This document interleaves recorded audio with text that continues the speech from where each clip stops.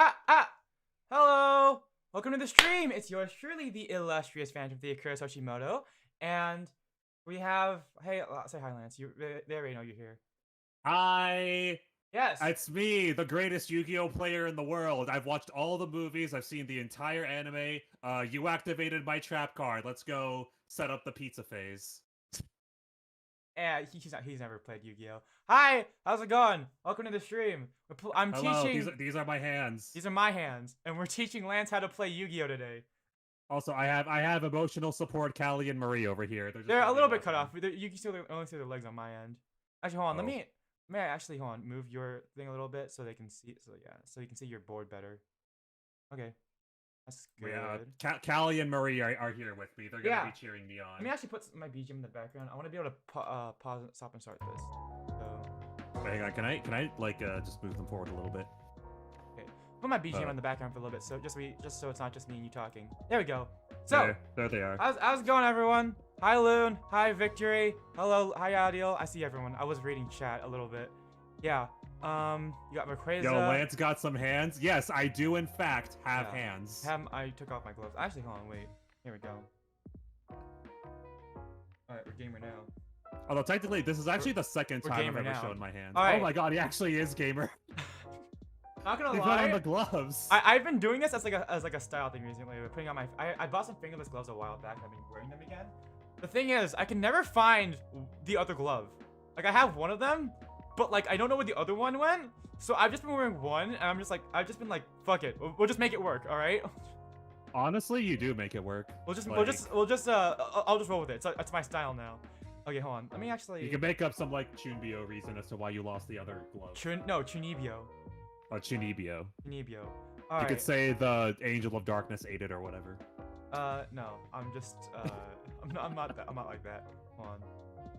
Okay, I just realized my camera was flipped. All right. Hello. The heck, Lance ain't streaming. Lewd, if you knew how scuffed it was to get this to work, you'd know why I wasn't streaming. Let me just catch up on chat real quick. Next tournament ready. Hello, ladies and gents. It's time for another duel. It's time to duel. You activated my trap card. Okay, hold on. Make sure to like, subscribe, and believe in the heart of the cards, or your mom will get sent to the Shadow Realm. You're going to the Shadow Realm, Jimbo. You're going to the Shadow Realm, Monty. Yeah. My deck has no pathetic cards. No. Scarlet and Violet got Pokemon Home Support like 2 days ago. But they were talking about it for like a month or something like that. At least the leaks were. Yeah. Anyways, okay. So we are, as you can see, teaching Lance how to play Yu-Gi-Oh. I had him buy a starter deck, so we're gonna be going through that. But I bought like the most baby's first Yu-Gi-Oh deck. Less intimidating. No, so it's because I recommended to him. It's like I'm the Pokemon professor, and I'm recommending him his starter. I recommended him a starter deck to use. So we will. I'll put up a little practice mat for us to use real quick. So let's get started. We are going to, we're teaching Lance how to play Yu-Gi-Oh! And I guess by extension, anyone who else is watching this stream, because you guys can learn too. Yeah, he's literally going to be teaching me like I'm 3 years old, so. Let me actually. Also, this is not the entire, this is like the free like mat thing that came with the deck. You can't see the entire thing because I just can't get my camera high enough. Yeah. So. But the good news is there's no field cards in this deck, so we don't really need it anyway. So as you can see, well, let me just make sure everything is good and set up. Okay. So as you guys can see, I've never touched Yu-Gi-Oh. Well, you guys can learn now. So obviously Yu-Gi-Oh is a card game. You play by cards and you summon monsters and stuff. We'll start with the basics. So. This is the board. As you can see, you have 5 main monster zones, 5 spell and trap card zones, a graveyard, which is your discard pile. This is where all the discarded cards go. Your deck zone. Where you put your deck. Main deck, yes. Your main deck goes here. Your extra deck goes here, and this is the field zone for field spell cards. We'll not talk about this for now. For now, we'll talk about deck building. So first off, your deck. This is your bread and butter. This is what you need to start with. A deck can have anywhere between 40 and 60 cards. So 40 cards minimum and 60 cards maximum. Yes, there used to be no card limit, but someone forced them to change that rule. So now there's a 60 card limit. Typically with deck building, you want to stick to around 40 cards just for probability's sake, but we can talk about that later. So yeah, just you can have between 40 and 60 cards in your deck, and you can only have up to 3 copies of a single card in your deck. There's a little bit more nuance of that, but for the sake of this, we'll just say you can only have 3 copies of 1 card in your deck. Yeah. Or actually, in your main deck and extra deck combined, but it's, you know what? We'll forget that later. This is your main deck. This is where all your normal cards go. For example, your monster cards, which are what you actually summon to the field, your spell cards, and your trap cards. You activated my trap card. I can't wait to say that. All right, you will get your chance. And I love to. Yeah, typically you want to keep a balance of monster cards, spell cards, and trap cards, stuff like that. Yeah, I thought it was a Monopoly game. I don't want Curtis to crush Lance with his best deck, some advanced level strategies, and possibly get from a pre-built deck. Honestly, that'd be pretty This is a deck that I made using some random cards that I had lying around just for the sake of practicing. I don't want to bring out my my actual deck yet. No, he doesn't want to sweat. By the way, this deck box, I'm gonna say this deck box is so cool. It's like you can open it up, it looks cool, and there's actually a belt clip on the back. It's like a Zelda pouch. Yeah, this is like actual like gamer deck. But yeah. Actually, I got a bunch of actually no, we'll talk about that later. So yeah, you can have between 40 and 60 cards in your deck, and yeah. This is your extra deck. This is where extra deck monsters go. There are monsters that do not belong into the main deck. These namely are fusion monsters, synchro monsters, Xyz monsters, link monsters, and pendulum monsters, but pendulum monsters go to them. You know what? We'll talk about pendulum monsters later. Pendulum monsters are their own can of worms, and they're really confusing, but we'll talk about that later. Who comes up with these names? Yu-Gi-Oh did, but we'll talk about that later. Anyways, so I had Lance buy the Xyz starter deck. So we're going to be using Xyz monsters, which are these black colored monster cards. Yeah, I got some of those. Typically, monster cards that are differently colored belong in the extra deck. The exception is ritual monsters. Ritual monsters are blue, but they belong in the main deck. But yeah, so the extra deck type of monsters that we have for Lance are Xyz monsters, which I think are really easy to learn. It's spelled XYZ, but it's supposed to be a word, so it's pronounced Xyz. Okay, that's... Yeah. Hello. Hi, Brad. Welcome. Also, I'm gonna show you real quick. Might as well. Oh, yeah, I guess it's time to show. I've never looked at this deck before, so I can't wait to see what I got. I have... How many decks do I have? 1, 2, 3. 2, 3. That's the one from earlier, so 4. 5 decks at the moment. God, my man's a collector. My man is a Swiss Army knife of Yu-Gi-Oh. I also have a couple of uncompleted decks I never finished, but I don't know. This one was my very first deck. This is my second deck. This is my third deck. This is my fourth deck, and this is my current deck. Anyways, yeah. Cards. Anyways. Cards. Oh yeah. We'll finish. We'll talk. We talked about deck building. So, by the way, my relation to Yu-Gi-Oh. I never actually watched the anime. The way I learned it was that my friends in 8th grade bought a bunch of Yu-Gi-Oh cards to school, and they were like, "Hey Curtis, you should totally play with us." And I ended up learning how to play from them. Just because they needed someone else to play with. I did not win my first duel for like a year because the deck archetype I chose for my first deck sucks ass and is super complicated to learn.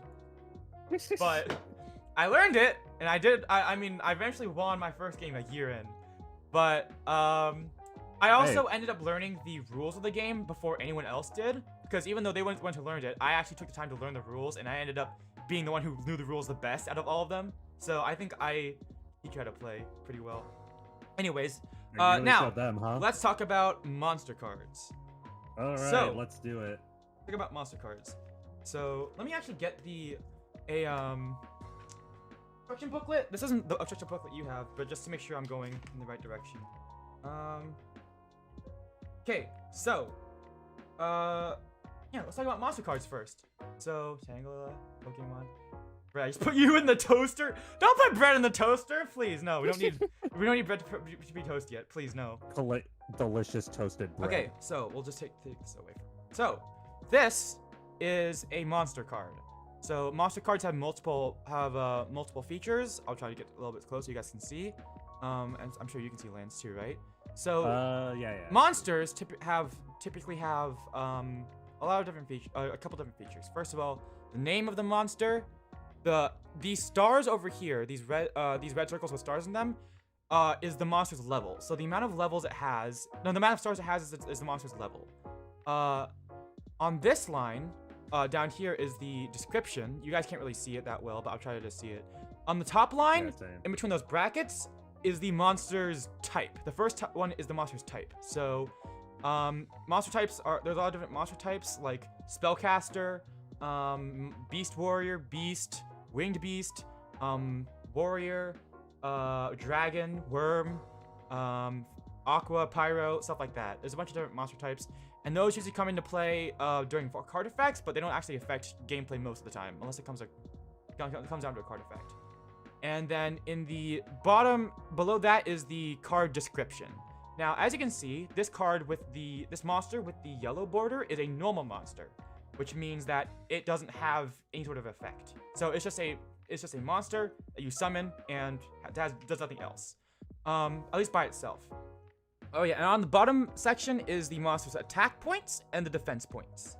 So, So like this one that I have here, Spirit of the Harp, is hits about as hard as a wet noodle, but tanks about as well as a titanium wall. What's it called? It's got Spirit of the Harp. It has 800 attack, 2000 defense. That's actually what Mystical Elf here has, which is what I'm holding. So, sweet. Monsters can range between levels 1 and level 12. Monsters of level 1 to 4 are usually weaker, but actually, no, yeah, we'll talk about normal summoning now. So, sure. During your turn, you can do something called the way you summon monsters out is, one of the types of summoning is called a normal summon. So, you get one, let me actually put these cards away real quick. So, hi Black Cat, welcome to the stream. We're just talking about play Yu-Gi-Oh. So, this is how you normal summon. Let's say you have a monster in your hand, right? And it is, let's say I have Mystical Elf in my hand. It's this normal monster, it's level 4, right? If a monster is between the levels is between level 1 and 4, you can just normal summon it outright. So you can say, I want to normal summon Mystical Elf. And you can when you normal summon a monster, you can either normal summon it in face up attack position, or you can set it in face down defense position. So you cannot normal summon in face up defense position. It has to be either face up attack position or face down defense position. We'll talk about attack and defense later, but okay. Yeah. Let me try that. This one has a lot of defense. So, for example, take out a card. Pick out a monster card out of your deck. Doesn't matter which one it is. Doesn't matter about the level. Yeah, let's just go with this one. Spirit of the Harp. It's level 4. Level 4. So you have it in your hand, and you can say, I summon Spirit of the Harp in let's say face up attack position. All right. Okay. I normal summon Spirit of the Harp in attack mode. There you go. Perfect. So yeah, you can place your normal monster in any one of your 5 main monster zones. So you can put it here, here, here. Doesn't matter. It's just that you cannot change the position once you put it down, or where it is. Now let's say I have Mystical Elf on the field, right? And I want to summon, let's say for example, this level 6 monster, Summon Skull, right? Now, Summon Skull is a level 6 monster, which, so monsters that are level 5 or 6 require, so monsters of level 5 or higher require tributes to summon to the field, to normal summon. And this is called a tribute summon. Tribute summons are also normal summons, it's just that they're called a different thing. So let's say I already have Mystical Elf on the field, and I want to summon Summon Skull, right? Well, Summon Skull requires a tribute because it's level 6. So now I tribute in order to normal summon Skull. I tribute Mystical Elf by sending it to the graveyard, and now I can normal summon Skull. Oh. That's how a tribute summon works. Right, and let's say, for example, I had Karibo and Mystical Elf on the field, and I wanted to normal summon. I want to normal summon Blue Eyes White Dragon, right? Oh, you actually have it. He has the card. It's a common variant. Oh man. Yeah. That now, since Blue Eyes White Dragon is level 7 or higher, this requires 2 tributes to normal summon. So I can tribute these 2 monsters, or normal summon it, or to normal set it. Wait, what level? So this is a tribute summon. This Blue Eyes White Dragon is a level 8 monster, and since it's level. Yeah. Level 8's 2 tributes? Yeah. So okay, got it. Just as a reminder, levels 1 through 4, no tributes. You can just normal summon it regularly. Levels 5 and 6, you need 1 tribute, and level 7 and higher, you need 2 tributes. Okay, gotcha. And you can only normal summon once per turn. Oh, okay.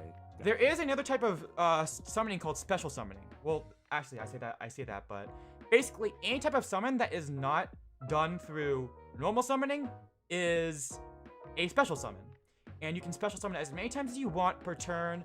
Special summons are done through either game mechanics or through card effects, but yeah. If you were to special summon a monster, for example, let's say I had a card effect that allows me to special summon Blue Eyes White Dragon from my hand, right? In that case, since Blue Eyes White Dragon is not being normal summoned, it doesn't require any tributes. Okay. Alright. So now I've showed you normal monsters. This is an effect monster, which have orange borders. Instead of having a description of what the card is, like some sort of lore tidbit at the bottom, instead they have an effect. So you can read that effect, and you can if you can meet that effect requirement, you can resolve it. It's I have one. Okay. Yeah. So for example, Karibo's effect. I'm sure everyone knows what Karibo is. Probably. Karibo is an effect monster. Its effect is during your opponent's turn, at damage calculation, you can discard this card, and you take no damage. You take no battle damage from that battle. So essentially, if I have Karibo in my hand, and bring out a monster for me. Bring out any monster and put it in your field. Okay. Actually, no, you have Spirit of the Harp on the field, right? Yeah. So let's say I have no monsters on the field, and you use Spirit of the Harp to declare direct attack, right? Okay. Normally, I would take 800 points of damage because that's the attack stat, right? Yeah. But if I have Karibo in my hand, I can say I activate Karibo's effect. I discard it to the graveyard, and now Karibo's effect activates, and I don't take any damage. Oh, I see. So that's how effect monsters usually work. It's usually effect monsters will. Okay, so if a monster has an effect, usually it only applies if it is face up on the field, right? So yeah. So if a monster is face up on the field, usually its effect applies. Usually if it's face down, then you cannot apply the effect because it's not face up. Oh. Okay. Okay. So, yeah. Now, I guess we should start talking about attacking. Okay, yeah, let's do that. So, like I said I did earlier, read the instruction booklet, so I know a little bit about this. Yeah. So monsters have an attack and defense stat, right? Mm-hmm. Or attack points and defense points. So, let me take out here. So let's say I have you have Spirit on the Harp. You have Spirit of the Harp on the field, right? Yeah. Let's say I normal summon Great Phantom Thief. All right. What are the odds, huh? Great Phantom Thief has 1,000 attack points, and your Spirit of the Harp has 800 attack points, right? Mm-hmm. When a attack position monster attacks, when a monster in attack position attacks another monster in attack position, then whichever monster has lower attack is destroyed, and the opponent, the person whose monster was destroyed takes damage equal to the difference between their attack points. Let's say I normal summon Great Phantom Thief and I want to declare battle. So now Great Phantom Thief attacks Spirit of the Harp. Okay. So now, since Spirit of the Harp's attack point is lower than Great Phantom Thief, Spirit of the Harp is sent to the graveyard. So if you could please move Spirit of the Harp to the graveyard. Goodbye, Spirit of the Harp. And now, very helpful. Now you take damage equal to the difference between their attack points. So in this case, you take 200 points of damage. Oh, I take, okay. So now I have 7,800 life. Yeah, okay. And if both monsters have the same amount of attack, then they are both destroyed. And no one takes any damage. Now then, if you could please bring Spirit of the Heart back to the field. Oh, okay. You get that beginner's luck revive. Now, please, we mentioned earlier that this is a monster in attack position, right? Mm-hmm. This is defense position. In this, when a monster is in defense position, its defense is applied rather than its attack during battle. So if you could please, turn Spirit of the Heart to defense position? Sure. Now, there you go. Let's take that scenario again. Let's say, actually, here. Can we say, for example, that you normal set Spirit of the Harp? So please put it in face down defense position. Okay, face down defense position. So okay. let's say I don't know what your set monster is, right? But I decide to attack with Great Phantom Thief to your defense position monster. So now, when your defense position monster is attacked, then it is flipped face up during the attack, and that is called a flip summon. Oh. Any instance of your monster being flipped face up is a flip summon. So now that Spirit of the Harp has been flipped face up, we apply its defense during battle, and seeing as how Great Phantom Thief's attack is lower than Spirit of the Harp's defense, Spirit of the Harp is not destroyed, and I take damage equal to the difference, since my attack was lower than your defense. In this case, I take 1,000 points of damage. Oh my god. If, for example, I had Summon Skull out instead of Great Phantom Thief, which it has 2,500 attack points, and I attack your Spirit of the Harp, then Spirit of the Harp is destroyed, but you don't take any battle damage because it was in defense position. Oh, okay. So now, if you can move Spirit of the Harp to the graveyard. Okay. But even though Summon Skull's attack was higher than its defense, you don't take any damage because you don't take any damage otherwise because of because it was in defense position, so it's trying to defend you. Right. Okay. Oh yeah, but something I forgot to mention. If an attack position monster attacks a defense position monster, for example, that scenario from earlier where Great Phantom Thief attacked your Spirit of the Harp, right? Yeah, in defense. Yeah. Even though I took battle damage in that battle, Great Phantom Thief is not destroyed. Your monster was not attacking, it was defending, so therefore, even though I attacked you in defense position, Great Phantom Thief is not destroyed as a result of battle. Oh, okay. Okay, so let me test you real quick. So, what happens? So, select a monster from your deck and put it on your field. Okay, sure. Can I keep Spirit of the Harp, or? Yeah, I'll select a monster too. Okay. I summon Zubaba Knight in attack position. Alright, and I'll put down Summoner Monk. So, how much attack does Zubaba Knight have? 1,600. And Summoner Monk has 800 attack points. So if Zubaba Knight attacks my Summoner Monk, how much what happens? You take damage equal to the difference. Yes. So in that case, I take 800 of battle damage. And the monk is destroyed. Correct. Got it. Okay. Good. Alright. Now select another monster from your deck and place it in whatever position you feel like. I'm testing you now just to see just to see. Let me see. Oh, okay. Yeah, I'm testing you on how summon this card in face down defense position. You can just put it face up. Just for the sake of this. Okay, sure. I summon Ganbara Knight in defense position, face up. Alright, and now I'll say Big Shield Gardener in attack position. Okay. Big Shield Gardener has 100 attack, and let's say I attack your defense position. What was it again? Ganbara Knight? Ganbara Knight, yeah. Ganbara Knight. Yeah, let's say I attack it. What happens? Okay. So if you want, you can bring up like a Yugipedia or something on your phone to look up cards if you want to look up my card effects, because during a duel, as long as a card is face up on the field somewhere or face up, you know, you are allowed to read your opponent's cards, like their card effects. Oh, okay. And see how much attack they have. But, okay, we'll talk about that later. So Ganbara Knight has So Ganbara Knight has 0 attack and 1,800 defense. 1,800 defense, and I'm bringing out the deck. I'm bringing out your deck so I can see how much. So I can see your cards. So what happens if Big Shield Gardener with 100 attack attacks your Ganbara Knight? With 100 attack, attacks by Ganbara Knight. So, that card is destroyed and I take no damage? Is that right? No, because because Ganbara Knight is in defense position, Big Shield Gardener is in Big Shield Gardener is not destroyed because of battle, even though it attacked. Right. Okay. But okay. I do, but you take no. That is correct. You take no battle damage. I take battle damage. In fact.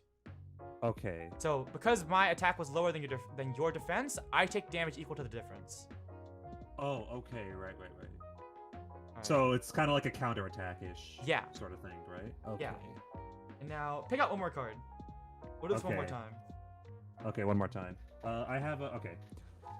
I summon Gene Warped Warwolf in attack position. Ooh, Normal good choice. And I will put Aquamadur in defense position. Okay. So Aquamadur has the same amount of defense as. Oh, no, all right. How much attack does Gene Warped Werewolf have? 2,000? Yeah, it has 2,000. Yeah. All right. Aquamadur also has 2,000 defense. So if Gene Warped Werewolf attacks Aquamadur, what happens? So if they have the same, I think it's. Okay, no, that's in defense. That's in defense position, but it's the same attack. So I think both creatures are destroyed, but no one takes damage. It's this. Remember, Aquamadur is in defense position. Oh, right. So, Aquamadur then lives. Actually, I didn't tell you about this one, so this is a good. Oh. Yes, I believe so. So, if I'm, I believe so. I'm pretty sure I'm remembering this right. So neither monster is destroyed because, the defense was equal to Gene Warped Werewolf. Oh, neither monster is destroyed. Okay. Yeah. And no one takes any battle damage. I actually didn't mention the scenario to you, so this is actually good that I chose out this monster. All right. Learning. If I, for example, had a monster that had the same attack as your Gene Warped Werewolf, then both would be destroyed. Oh. All right. Okay. Is anyone? I hope you guys are enjoying this. I don't know if this is. I feel like I'm being like very like No. You're being fine. You're a good teacher. This is literally. It feels like I'm giving a lecture. That's literally what you're doing. So we'll come back to monsters in a bit. So those are the basics of monsters. Now let's talk about spell cards. Spells. Okay. I should have some of those. Yep, here they are. Yeah. So okay. Let's take this one for example. This is a spell card. This one is called Gold Sarcophagus.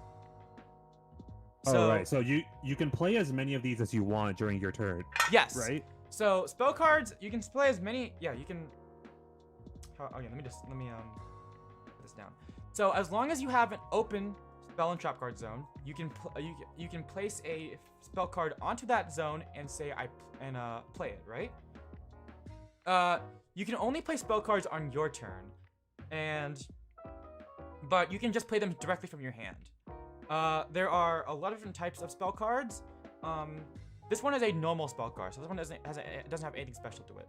Once a normal spell card has been played, and its effect resolves, it is sent to the graveyard. So used spell and trap cards go to the graveyard.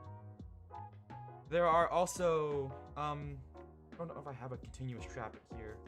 A continuous spell. I believe. Hold on. Actually, there is a. This is an example. Okay, there's another type of spell card is a continuous spell card. Next to the Okay, so next to the top of the card, which says spell card, there's a little infinity symbol. You guys can't see that, but yeah. This one's called Swords of Burning Light, which I believe should be in your deck. Oh, yeah, I think I do have that one. Yeah. So Swords of Burning Light is a continuous spell. So when you place it on the field, when you place it on the field, it stays on the field. So, because it's continuous. So it doesn't, so unlike a normal spell card, which goes to the graveyard after being played, this one stays on the field until something happens to it. Like, for example, your opponent destroys it with another card effect, or if for example, it has its own built-in self-destruct, so it goes away after a while. Something like that. This is let's see here. This is an equip spell. It has a little, in the top right, instead of having the little symbol is a cross or a plus. An equip spell is equipped to a monster. So, for example, yeah. So when you play an equip spell, you say when you play an equip spell, it's something like I equip this to a monster. So, for example, if I wanted to equip the card, where is it? Put it in this deck somewhere. Let's say I wanted to equip the equip spell Wonder Wand to Great Phantom Thief. So now Wonder Wand is equipped to Great Phantom Thief, and its effects apply to Great Phantom Thief. So in this case, Wonder Wand makes the monster that is equipped to gain 500 attack. So now Great Phantom Thief has 1500 attack points instead of 1000. And when Great Phantom Thief is sent to the graveyard, or when the monster that the equipped spell card is equipped to, sent to the graveyard, then the equipped spell goes with it. Okay, gotcha. I believe you should have an equipped spell in your deck called Xyz Unit. Xyz Unit? I have Lucky Iron Axe. That one is also an equipped spell. Next up we have, what is it? Kind of looks like a road sort of ish, like a dollar sign. This one's called Poison of the Old Man. Poison of the Old Man. Yeah. Hold on. Give me a moment. Yes, I also just drink any random concoction that an old man gives me. Alright. What could go wrong? Alright. Okay. Poison of the Old Man. Poison of the Old Man.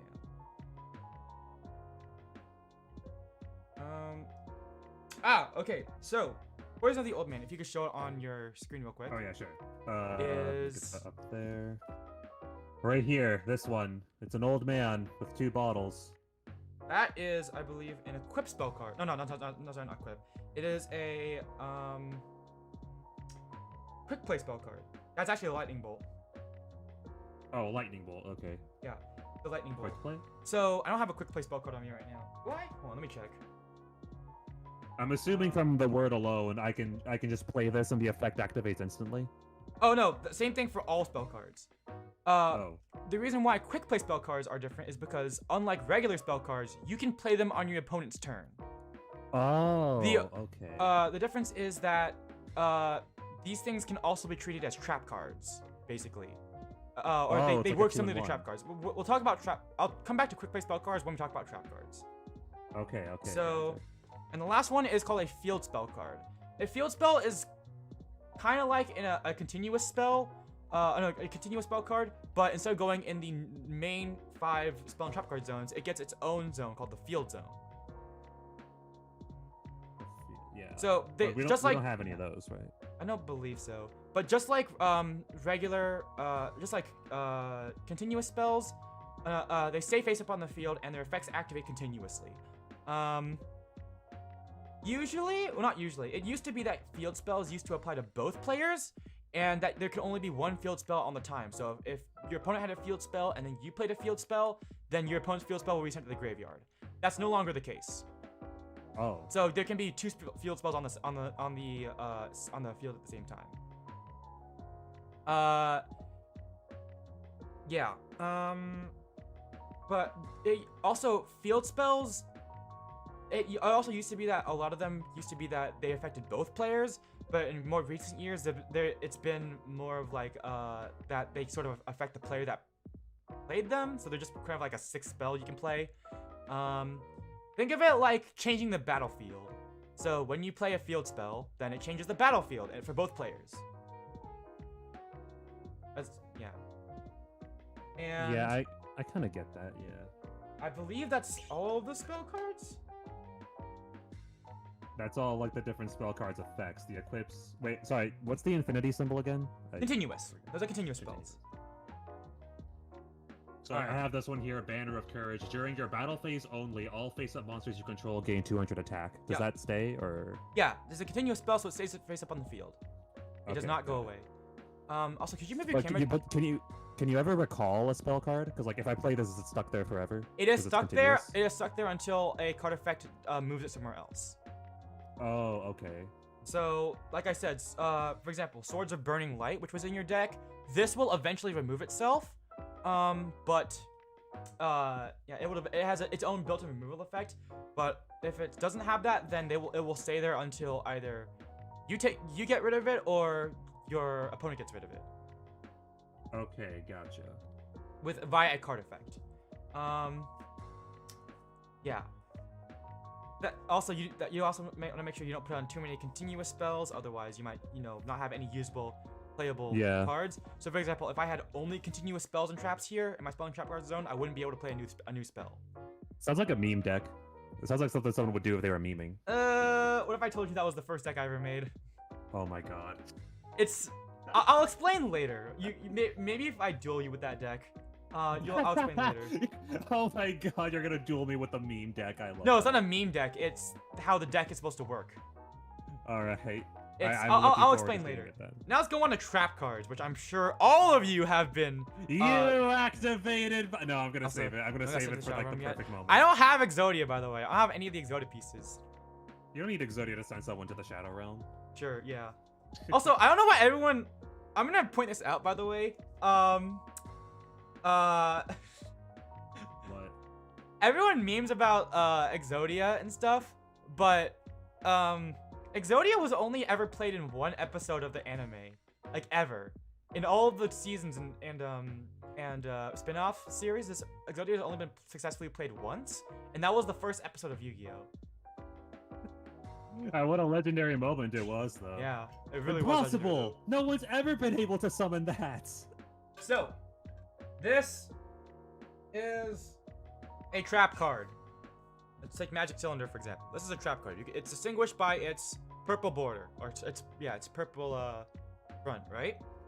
So, trap cards, unlike spell cards, cannot be played during, the turn that your first turn, right? Or during your turn, or normally.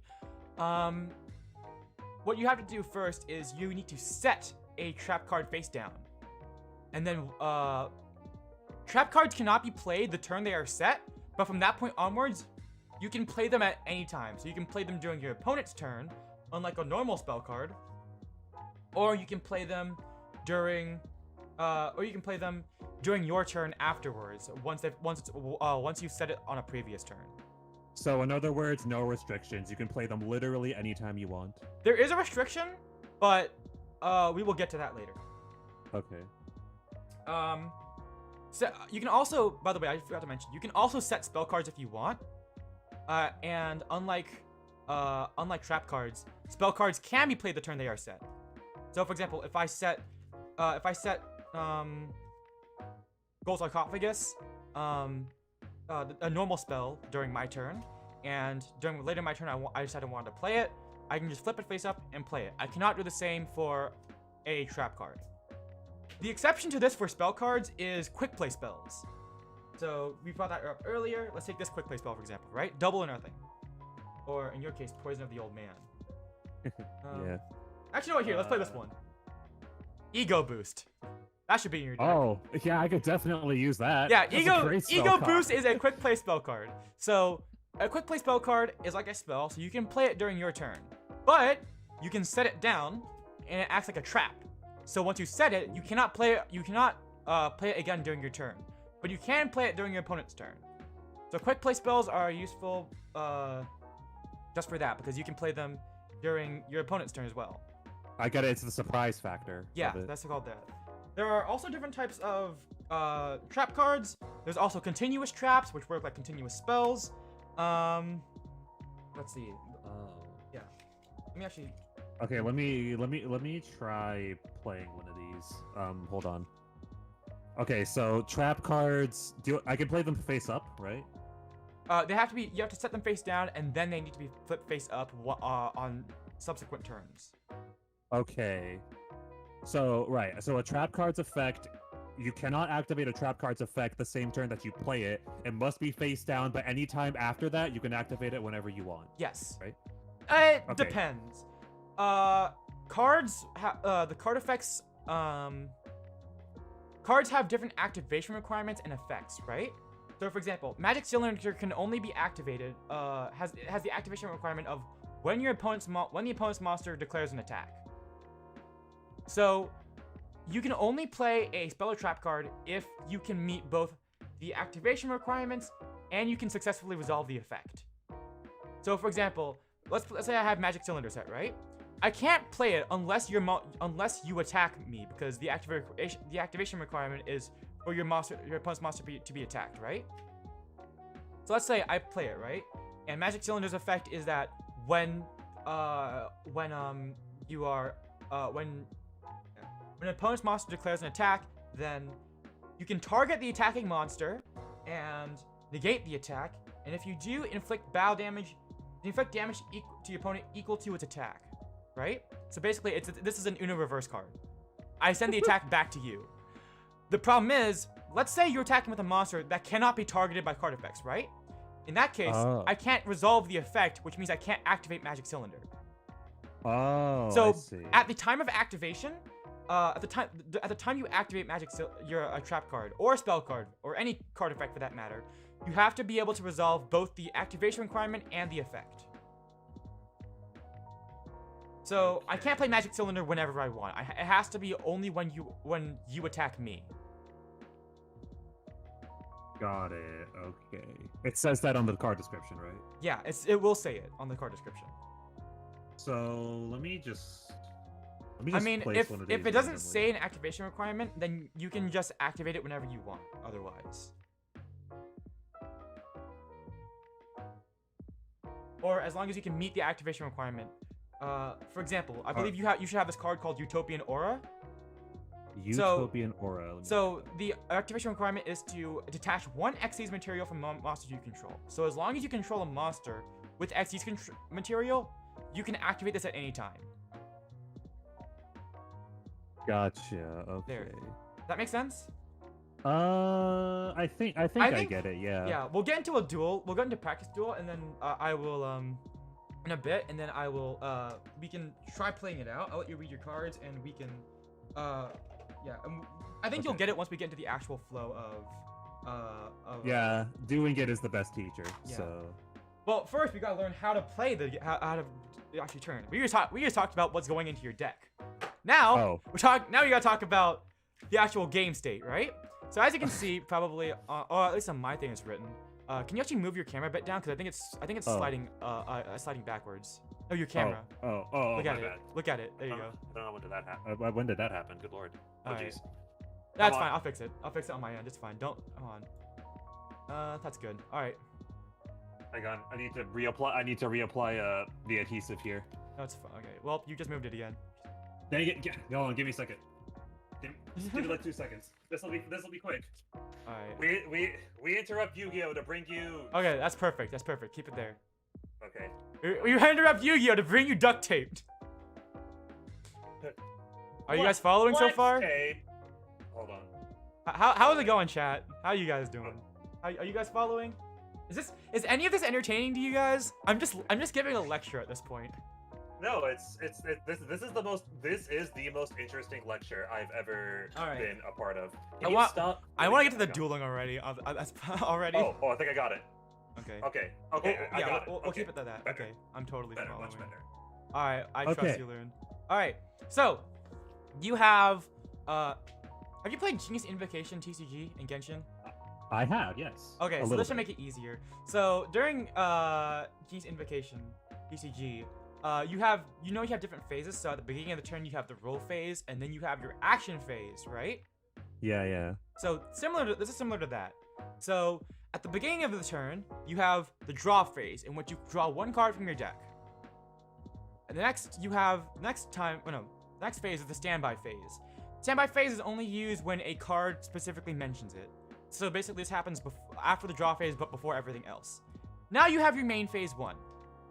Your main phase is when you can, is the time when you can normal summon monsters. You can summon monsters. You can play your spell cards and set your trap cards and all that, right? You can't summon monsters or play spell cards during your battle phase, which is the next phase after this. When you want to go to when your main phase 1 is finished, you can say you can say that you declare battle. So it's like, so you can say like, okay, battle. So now you know that your opponent knows that it's now the battle phase. During the battle phase, you cannot normal summon monsters or play spell cards, but you can still play trap cards and quick play spell cards. The good thing to note, you can actually play, if it is your turn, you can play quick play spell cards from your hand, right? So they don't need to be set if it is already your turn. Oh, okay. So if I had a quick play spell in my hand and I declared battle, like Ego Boost, right? Ego Boost increases the attack of your monster. So if it's my turn and I declare an attack, I can activate Ego Boost during my own battle phase from my hand. But if it was your turn, it would have to be set for me. Does that make sense? Okay. Yeah. Okay. Anyways, yeah. So during this time, during the battle phase, the only cards you can play are trap cards that have already been set and can be activated, or quick play spell cards from your hand, or that have already been set. Okay. After battle is done, you go to your main phase 2, in which case you can, if you haven't used your normal summon yet, you can summon something, or you can set more spell and trap cards, and then is the end phase, in which time your turn is over, and now it goes over to your opponent's turn. Gotcha. So, let's just say that again. Lance, what is the draw phase? That's where you draw, You draw one card from the top of your deck. Right, one card. All right. Now, standby phase. That's, yeah, so draw phase, you draw one card. Standby phase, that was the, fuck, I'm failing this test. It's okay.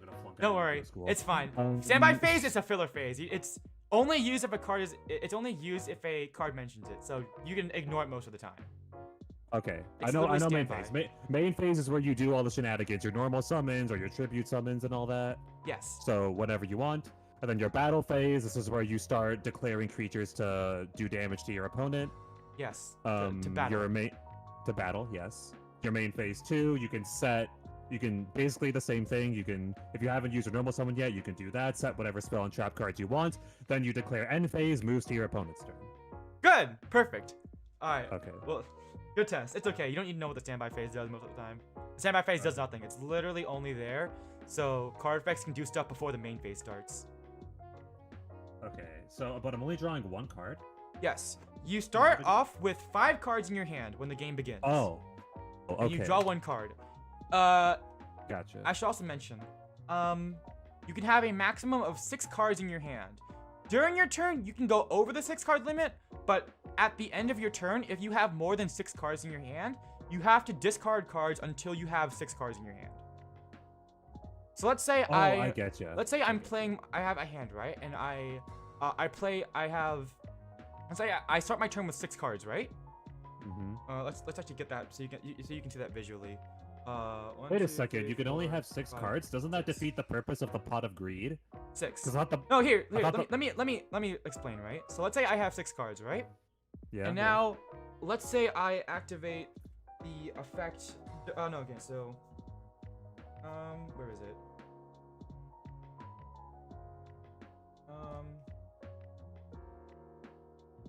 is it?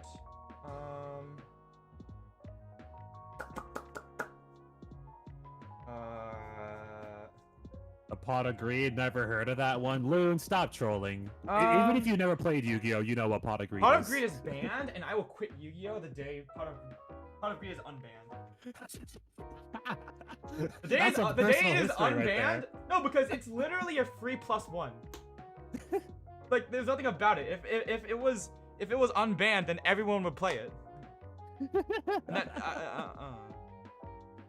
I love it. The pot of greed's the biggest meme. All right, yeah. Actually, I'd argue blue eyes. So blue eyes. Let's say I start my turn with 6 cards, right? And now during my draw phase, I draw an extra card. So now I have 7 cards in my hand. And now let's say I activate the effect of Wonder Wand, and that was already in my field to draw an extra 2 cards, right? Mm-hmm. Now I have 9 cards in my hand. Now if I don't use these cards until I only have, let's say, okay, yeah. So let's say, for example, I were to summon Great Phantom Thief, and I set Gold Sarcophagus and Magic Cylinder, right? Mm-hmm. So now, and I declare the end of my turn. So now I have 6 cards in my hand. I'm all good. But now let's say I didn't play any of these cards, and now so all of a sudden it's the end of my turn, and now I have 9 cards. I have to get rid of cards in my hand until I have 6 cards left. Now I have 6 cards. You choose which ones, right?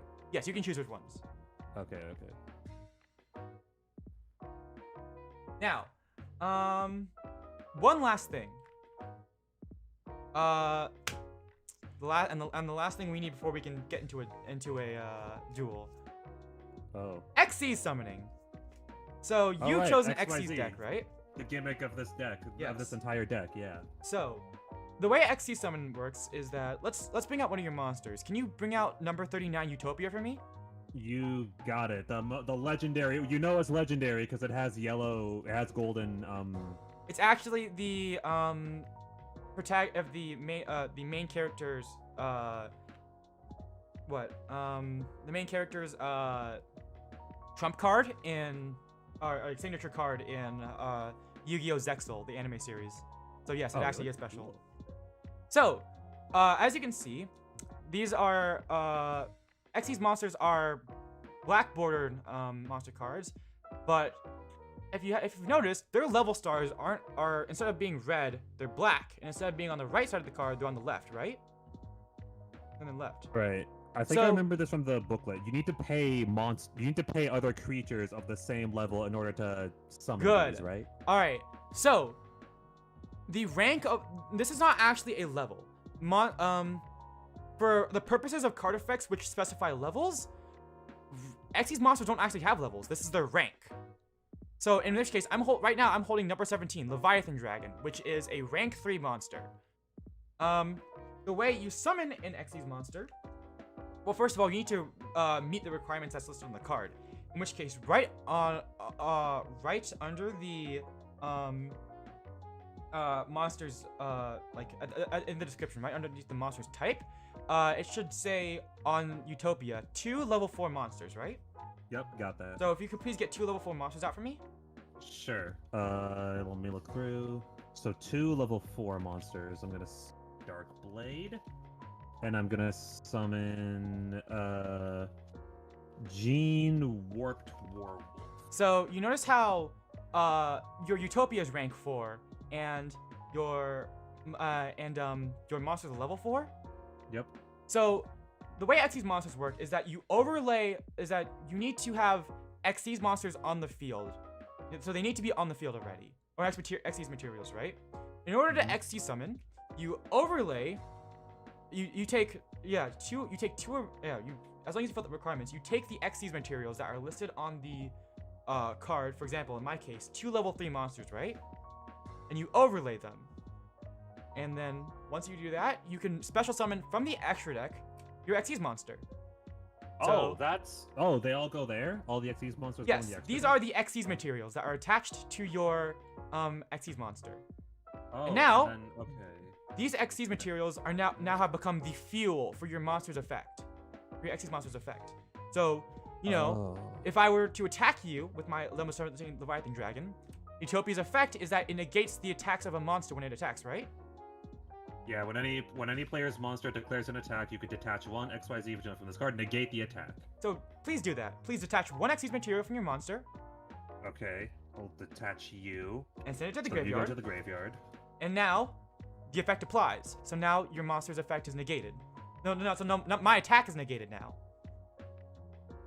When this card is targeted for an attack while it has no XYZ, destroy this card. Oh, okay. Yeah. So, gotcha. Xyz monsters need Xyz materials in order to activate their effects, that's how they work, and they're really simple because all you need are two monsters of the same level, overlay them, and then put your monster on top. So wait, I wanna ask something real quick. So if I have this Ganbara Knight, the Werewolf, and the Darkblade, and then let's say I use these two to special summon Utopia. And then I activate its effect, I remove one, and like on my next turn, can I spend any other cards to reapply it, or no? These are the fuel tier monsters, so it specifically has to be one of the Xyz materials that are overlaid underneath the Xyz monster. So once all these materials are spent, I can't attach anymore? Yes. Oh, okay, gotcha.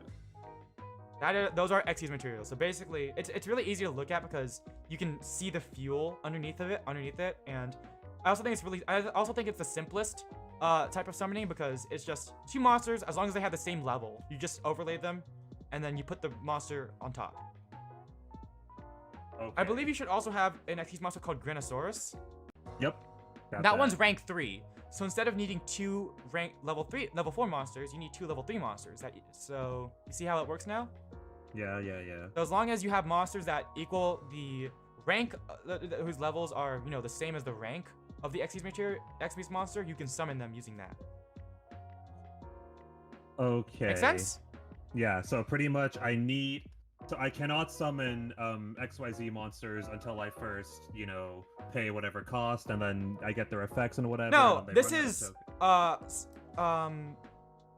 XC summoning is a game mechanic. It's not a card effect. So, in which case, having two Xyz materials on the field is the cost. So putting them, overlaying them, and then putting them underneath to summon your monster is considered the cost. Okay, just trying to make sure I get this right. So I have my two level 4 monsters. So if I only have one level 4 monster, then I can't summon Utopia at all. Utopia specifically states that two level 4 monsters underneath it, right? Yeah. And card effect. So that means you need two monsters. Yeah, so let's say now I'm in this position where I've got to, so now I can say I summoned Utopia. Yeah, these two. You can say I XC summon number 39 Utopia, and you just overlay these two, and you put it down. But I'm looking. Utopia is the only card that has that thing where it says, if it's targeted for attack with no XYZ, destroy this card. Yeah. But the other two that I have don't have that, so they stay, right? Yeah, they stay. Okay. You only do stuff as long as it says it on the card. There are also Xyz monsters which have effects that don't require you to detach materials, but I don't know if that's yeah. You only detach materials from the Xyz monster if it tells you to. All right. So simple, right? Yeah. It's simpler than synchro monsters, which I absolutely hate, by the way, because let me explain synchro monsters real quick, right? You need at least one tuner monster, and then you need one or more other monsters, right? And then the total of the levels of the monster, the sum of all of the total levels of all of those monsters has to exactly equal the level of the synchro monster you're trying to summon. So which means that you actively have to do math during this. And I'm like, I've never made a synchro deck. I'm like, I think synchro decks are probably the hardest thing because you have to actively do math in order to summon your Imagine second you're at a monsters. professional Yu-Gi-Oh tournament and someone breaks out a graphing calculator. I'm like, no, I'm not doing math right now to summon my second monster. Just let me fucking let me just summon stuff.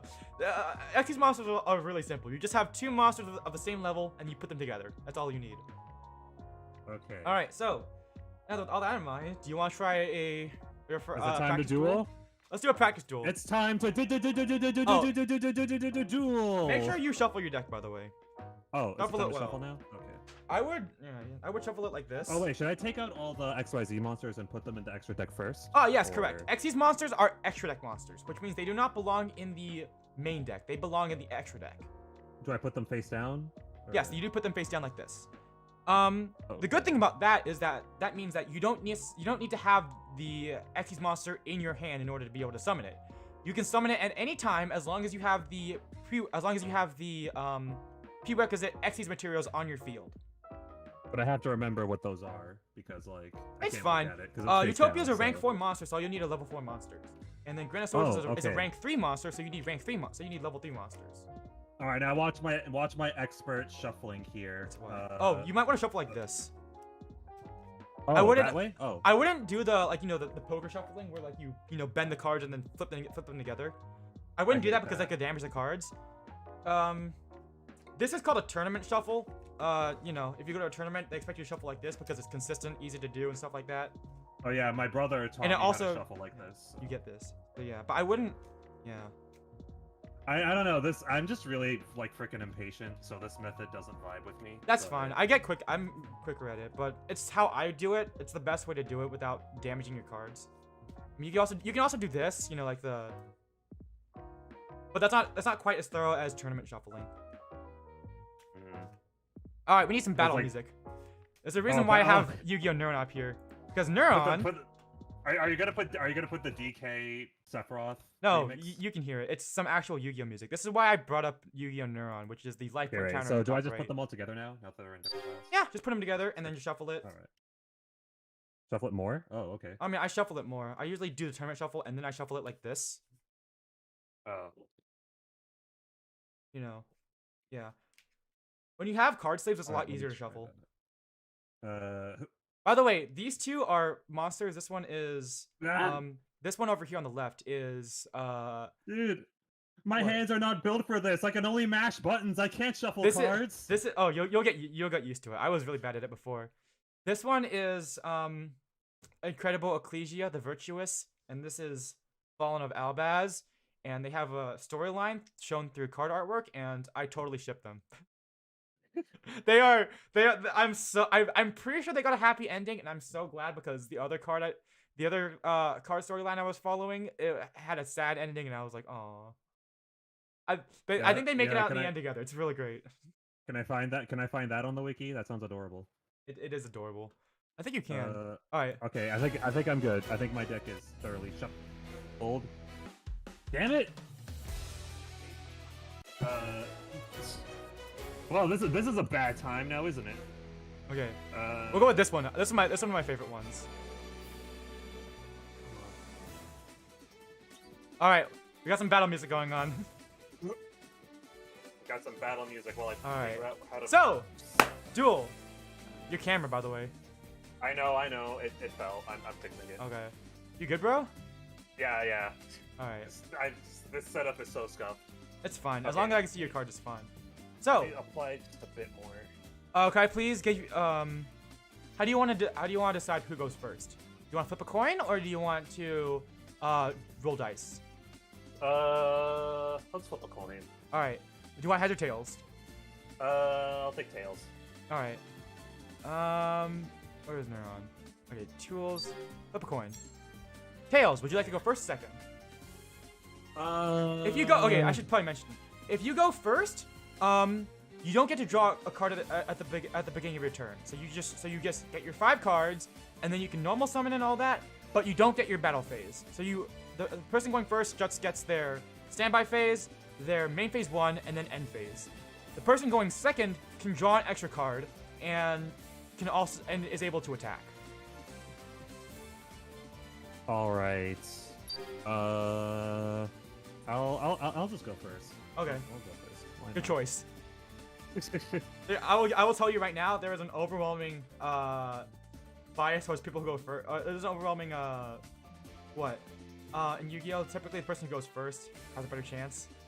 Damn, that's. It's because you can set up a good defense before your opponent can do anything. But good defense, bro. This hand is ass. Well, let's see how it plays out first. So, it's your turn. Okay, so I have my 5 cards. Mm-hmm. So okay. Main phase 1. Go. Main phase 1. So, let's see. What do I want to do here? We'll get off with a strong start, I suppose. Ooh. I will normal summon this level 4 monster Speedbird. What is its effect? Ooh, that's actually good for you. It allows you to special summon a D-D-D effect. Oh, I got you. Yeah. So I'm gonna do that. Okay, I don't need that yet. So. Don't need that. Or is it? All right, I guess I'll do this too. Wait, it's called. Oh, Speedbird. Okay, I thought that was a different card. Okay. Oh. Never mind. Not anymore. Okay. Oh, continue on. Okay. So, and I'm also gonna do this summon of Banner of Courage. Oh, you just say you activate a spell card. Okay, I activate the spell card. Banner of Courage. All right. Let me see what Speedbird does. Let me look up the effect real quick. Speedbird. When this card is destroyed no, it's by fine. battle, I'll just look it up. Okay.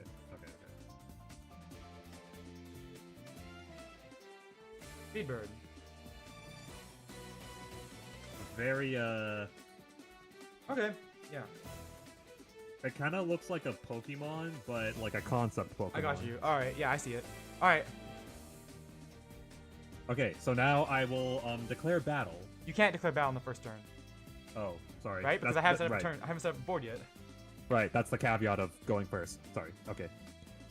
So I guess I take it I end it there. Yeah. In that case, then I end it there. All right. I draw.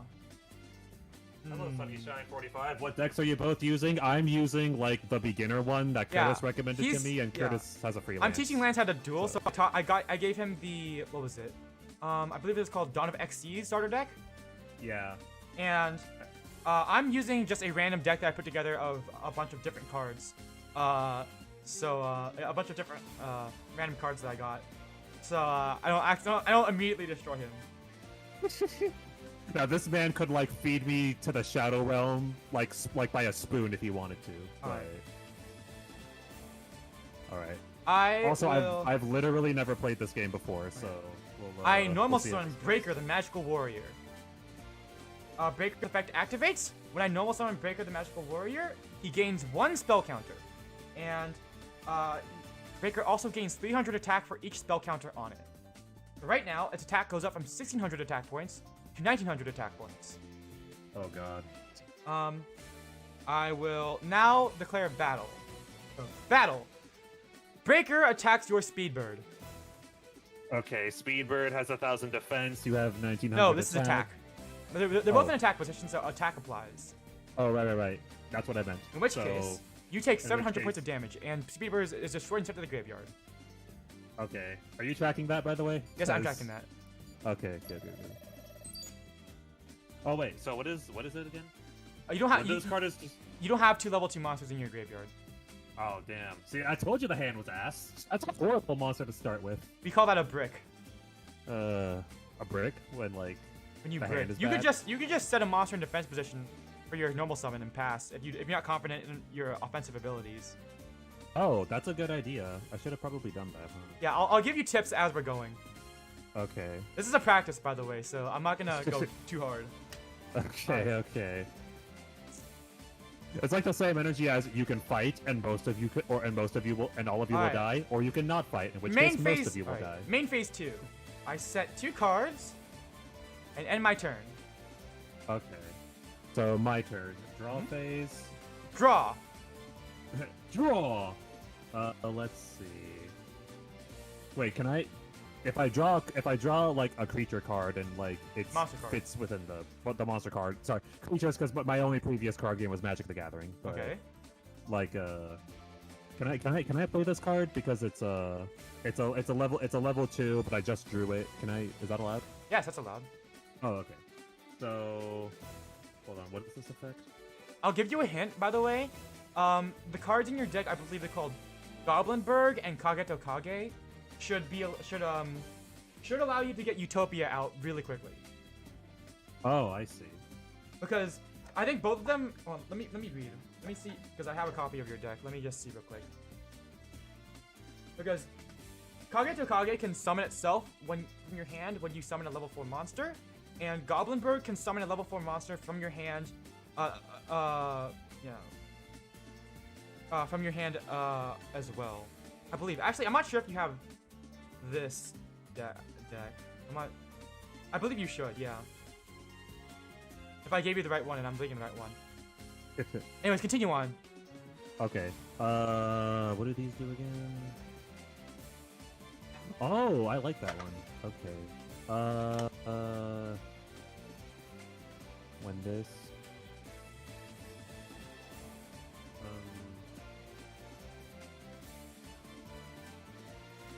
Okay. No, I don't really need that right now. I'm trying to think with what little knowledge I have.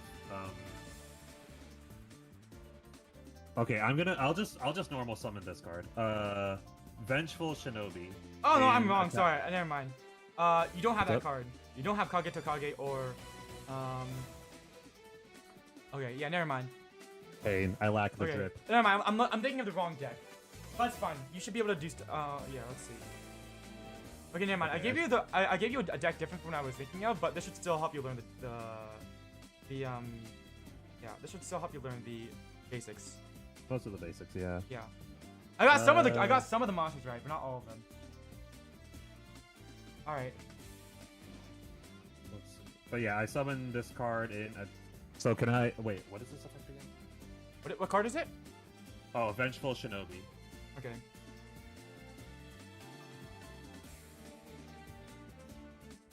Can I attack you directly, or do I have to?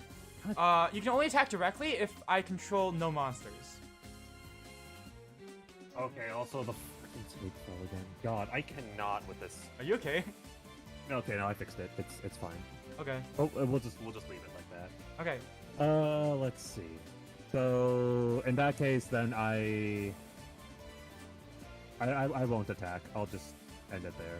All right. Yeah. So I skip the battle phase. I go to main phase 2. Is there yeah, you can if you want to. You can go straight from the main phase 1 to end phase if you want. You don't have to declare battle phase and then main phase 2 and then end phase. You can just, if you want to end your turn, you can just go from main phase 1 to end phase. Okay. I can place spell cards like upside down, and then I can play them whenever, right? You mean so you can set them face down, right? Yeah. Yes, and then you I can play them. Okay. You can only as long as it's on your turn, you can play them. Unless it's a quick play spell. In that case, I'm gonna play this trap card face down, and I'll oh, not trap, sorry. So, oh, I shouldn't say that actually. Yeah, you shouldn't say. You just set a card. Okay, then I set that card face down. Okay, then I end my turn. All right, I'll draw. All right. All right. In that case, Breaker will attack your Vengeful Shinobi. Okay. So because of Band of Courage, it gains 200 attack, right? Yeah. So when this face-up attack position card is targeted for an attack, draw 1 card. So now draw your card, and now your monster's destroyed. Yeah. So this goes to the graveyard, and I draw my card.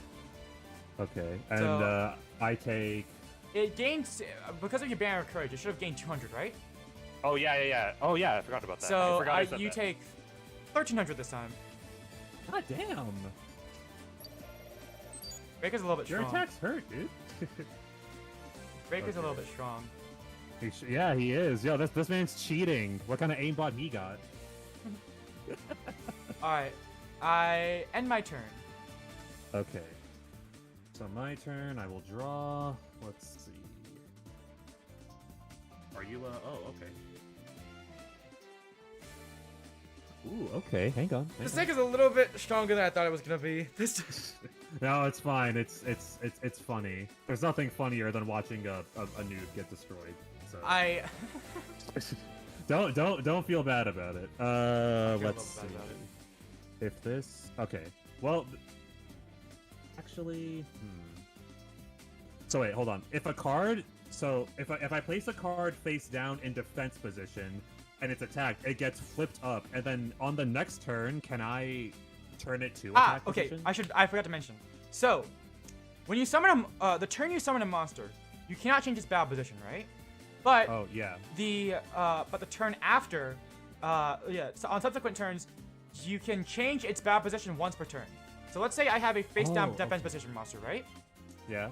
During my turn, if I summoned it, if this is not the turn I summoned it, so I summoned it on a previous turn, I can flip summon it face up into attack position.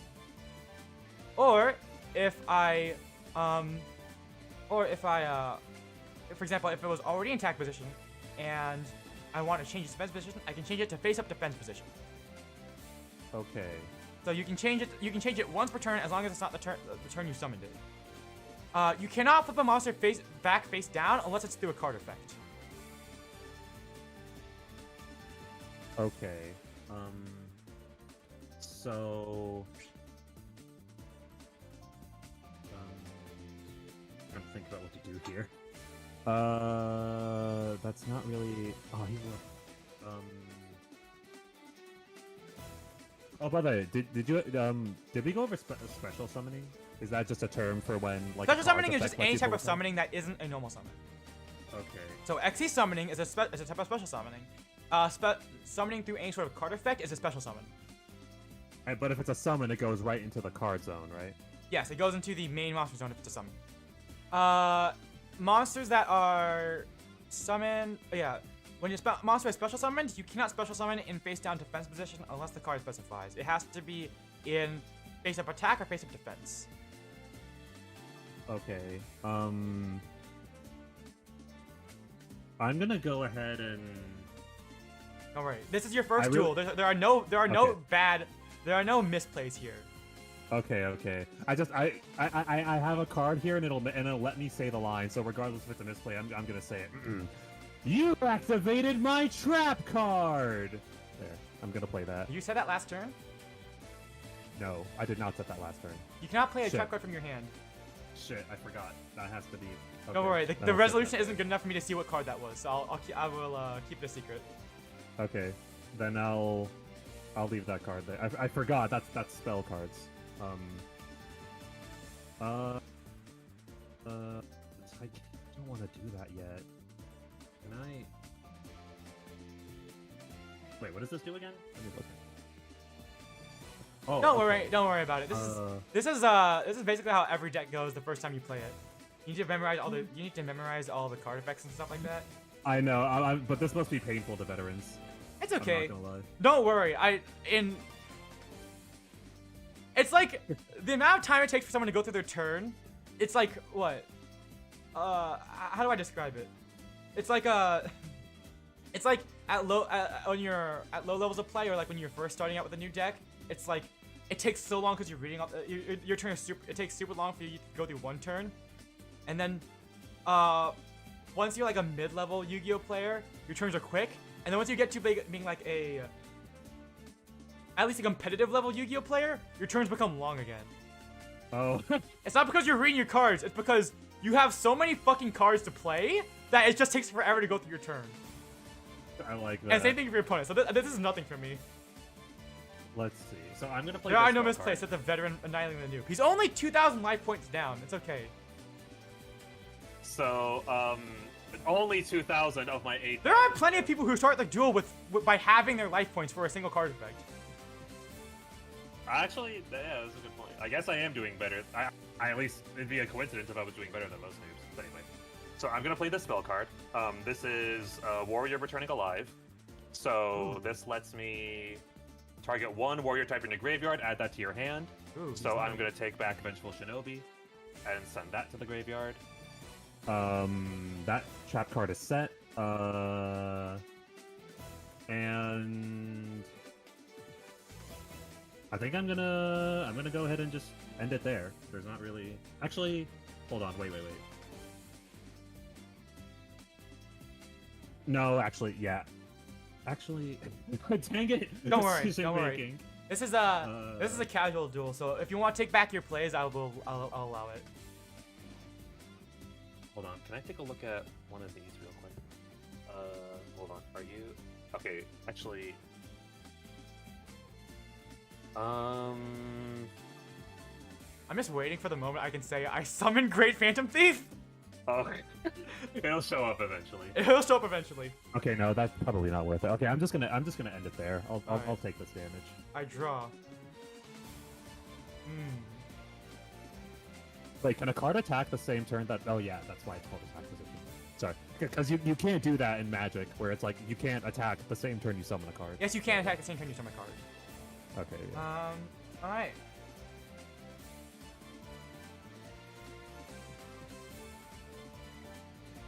I think I'll actually do this. All right. Yeah, I'll keep that card in my hand. Battle. Breaker will attack you directly.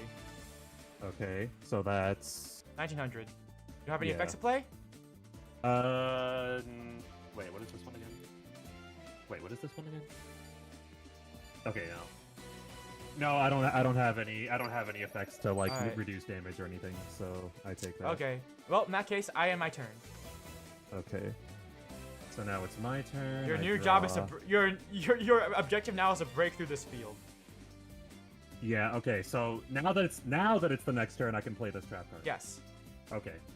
So wait a second. Actually, is that gonna work? Oh yeah, it will work. Will it? Oh yeah, it will. It will. So I'll activate this trap card. Reinforced Truce.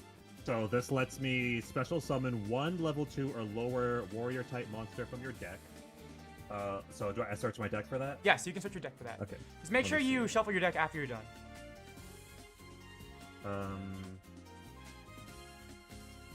Okay, no, I don't want that one. Needs to be level 2 or lower. I can't do that. Oh wait, it needs to be a level 2 or level warrior. I should have, right? There's no way I don't. Vengeful Shinobi? Let's see. Okay, actually, yeah, I'll spend this one. Okay, so that allows me to special summon this card, and now I have to shuffle my deck again. Position? Oh wait, actually, it just says special summon one level 2 or lower. That means you can do it in either attack position or defense position, face up.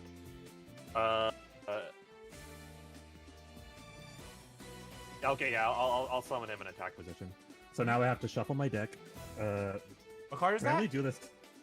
Sorry. What card is that? This is Keyman the Key Warrior. Keyman the Key Warrior. Got it. It's a knight with like that has a lock for its chest. I didn't know this was. I thought we were playing Yu-Gi-Oh, not Kingdom Hearts. All right, I see. Let's see.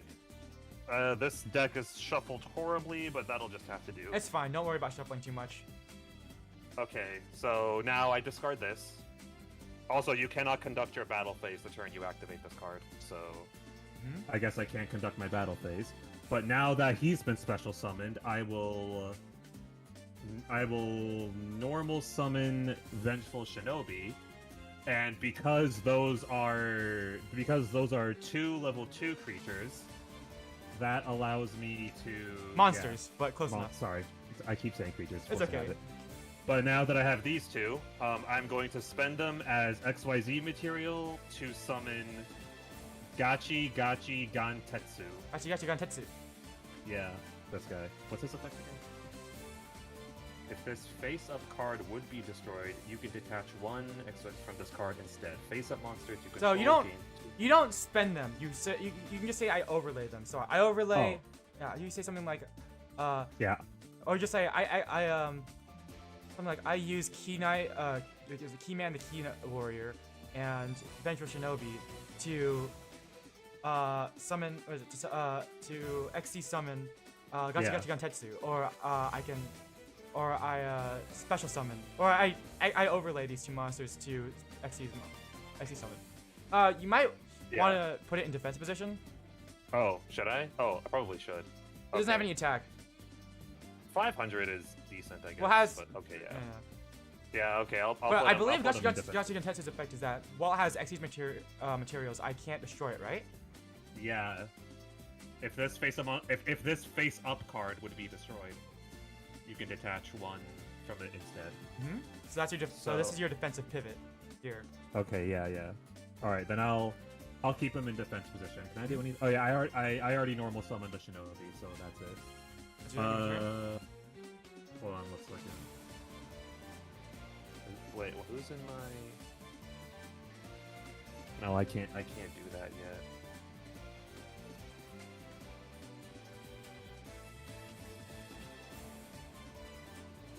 Okay, and I'll lay this. I'll lay that card face down. All right, and I think I'll end it there.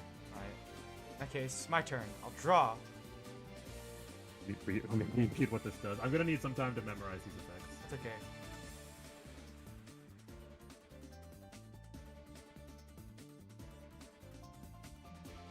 All right.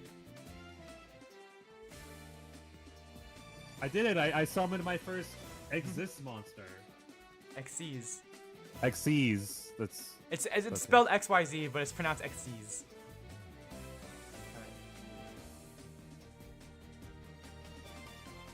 In that case, I normal summon Royal Magical Library. It has 0 attack. Oh, okay. 0 attack. I would be surprised if a library could attack me. Books are pretty dangerous. It is a library.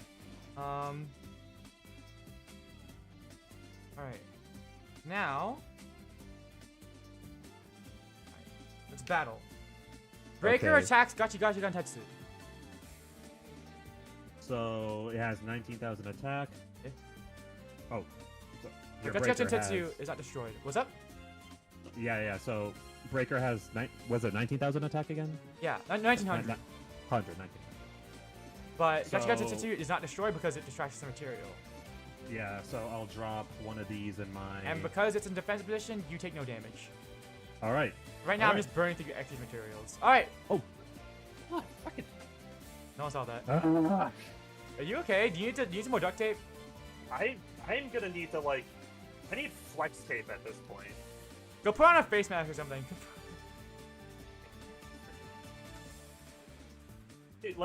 Every time it tricks me into thinking that it's gonna be fine. Oh god, no, do not do that. Tape the front of the camera? If I can't see what you're doing, then you can't. Okay. Can you just go down? Okay, this was going just fine before. Like, what's happening? Alright. I need a better work setup, I swear. Alright, do you want to go take a break so you can go fix that? Yeah, just give me a little bit of a break. Right. Some intermission, real quick. Alright. I'll go to the bathroom then. I guess I'll entertain your chat while I'm fixing this. Let me just refresh my chat. No, I'll entertain your chat. No, I'm refreshing my chat. Because right. I think the stream might have disconnected for a second. I was about to pull the most 9-head strat, I believe it. Alright, I'll be right back. Now, I really don't want to put this on my monitor. I guess, plot twist, my camera has just been on my monitor this whole time. But I really don't want it to go on my monitor screen. For obvious reasons. How the... This camera has gotten dangerously close to showing my face, by the way. I guess I've been exposed as wearing my beloved Demon Slayer shirt that I got as a birthday present. If I put... How can I get this to work? It's fine if it's like...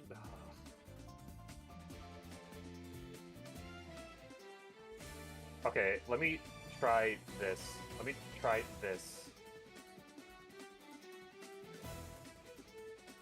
God. If any technical engineer walks into here, they're gonna see this and have a freaking heart attack, dude. IDK, I've just seen legs, but I failed sight. You failed sights. You failed the eye exam. Alright, I'm back. Welcome back. Hi, everything good now? Sort of. I'm just... It won't... Okay, you know what? New idea. If I pull this out a little bit... Again. If we can't change the webcam, we'll change the... We'll change the table. Hold on. Oh! Okay, you know what? Can I pull... Okay, you know what? I'm just gonna move this. I'm gonna move my keyboard. Move the keyboard. No worry. I have my keyboard off to the side, like over here. I guess now you can see emotion... Oh, wait, I'm not clicked in. Hang on. Wait, I should probably keep it that way for a sec. Let me move this back. Let me stand up. I'm gonna stand up. Okay. Oh, wait, did it just... Fuck, my camera disconnected again. Ha! Stand! I should pause the music. Oh my god, this is... Great. I'm so embarrassed. Okay, let me fix that. Give me just a second here. Oh? Looks like it fixed. Oh, did it fix? Oh wait, never mind. Yeah, no, it's off for me. Okay, can you like? Okay. Your hand? Oh, wait. Oh, I got it. Hi. Okay, it came back. Okay, we're good. Okay, we're good. We're good. Okay, I can actually see your view better. This is great. Yeah. Okay. Why didn't I do this right from the start then? All right, hype camera. Okay, I'll keep the audio on. All right. So is it your turn now? I forgot whose turn it was. I believe I just summoned Roller Magic Library. I attacked you, and I ended my turn. Okay, right, yeah, so, and I discarded a material. Yeah, you detached an Xyz material. Also, yes, that is a Demon Slayer shirt. My brother got it for me, so. Yay! Okay. What was I doing? Oh, right. My draw. Where's my card? Where are my cards? Here they are. Did you draw? No, not yet. Okay. Okay, so I'm gonna draw. Let's see. So, what does this do again? Okay.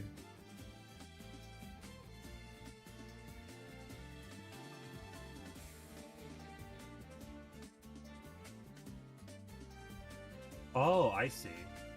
I feel like I should save that, but... You know what, after this, you want to watch a movie? A Yu-Gi-Oh movie? I have some, actually... I have some work that I need to do. Or whenever you're free. Yeah, I'd be down to watch a movie. We'll do an offline watch party, and I can guide you through the duels as we watch. Oh, that'd be great. Yeah. All right. Ooh, wait, hold on. Wait a second. You guys can bet I'm gonna pirate that movie. Wait a second. Hold on. I think I can cooking? make a play here. A little bit. Wait, let me go back to Discord for a second, so I can see your screen again. Okay, let me click back in. All right. You can't see my screen? No, I can. Oh, okay. I had to click out to fix it. So, oh wait. Okay. So I think what I'm gonna do is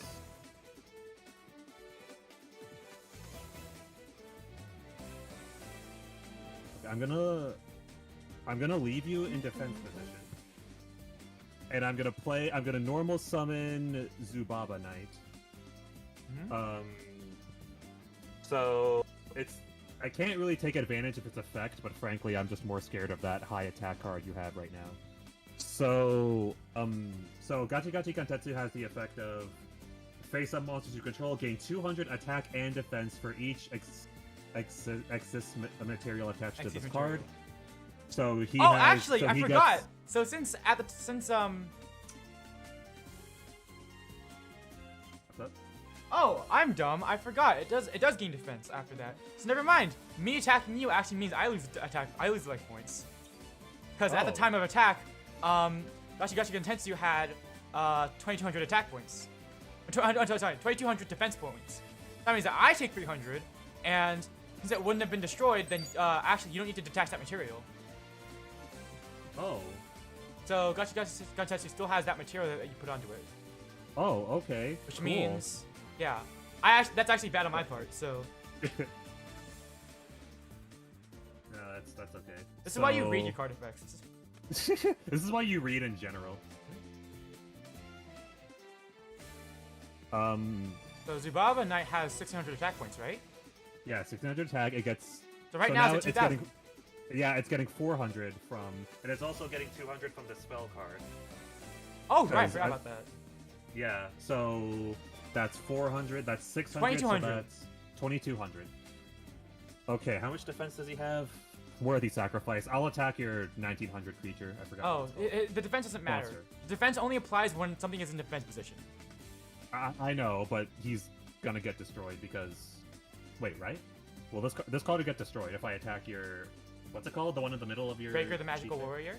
Yeah. Well, Breaker has 1900 attack points, 1900, and your Zubaba Knight at the time of attack has 2200. Oh. So he's fine? Zubaba Knight's fine? Hmm? So since my monster has less attack points, it is destroyed. Oh, okay. I thought... I forgot damage doesn't, like, trade. Okay. There's no, like, clashing. Okay. So right now, I take 300. I take 300, and my 300. Okay. And my Breaker the Magical Warrior is destroyed. Okay. Okay. I kind of cooked there. All right, he's learning. And I guess I played that card, but can I change Gatsu Kentetsu's? During your main phase, you can. Oh, okay. I guess I'm already in the battle phase. If you want to declare, if you want to set it, you turn it into, you change the attack position during the main phase. I'll let you do that. It's okay. Right. But I can normal summon and then switch a different card to a different phase. Yes. Right. As long as it wasn't summoned that turn, yeah. Okay. So do I want to? Royal Magical Library has 0 attack points, by the way. So, but how much defense does it have? 2,000, but it doesn't matter because I summoned it in attack.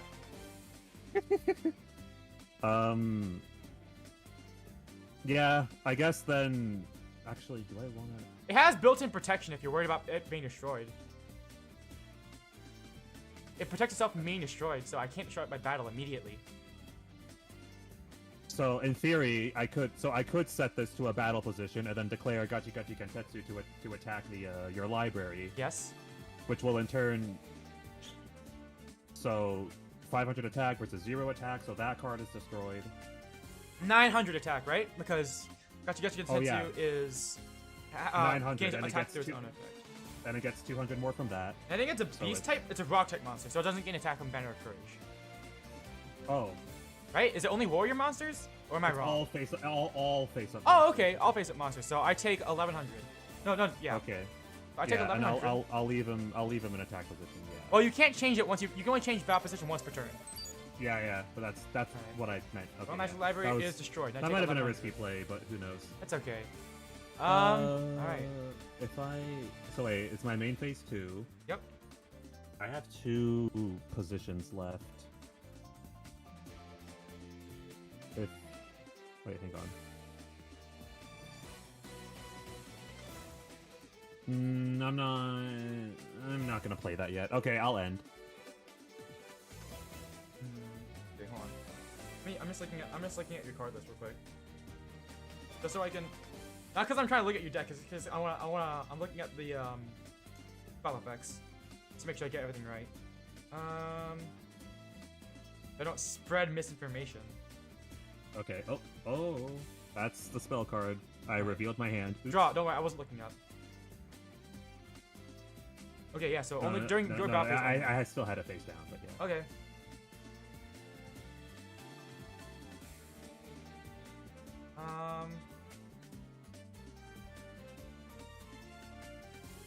The camera's not gonna move again, is it? It would kind of ruin the immersion if my face was shown, but hey. Okay. So,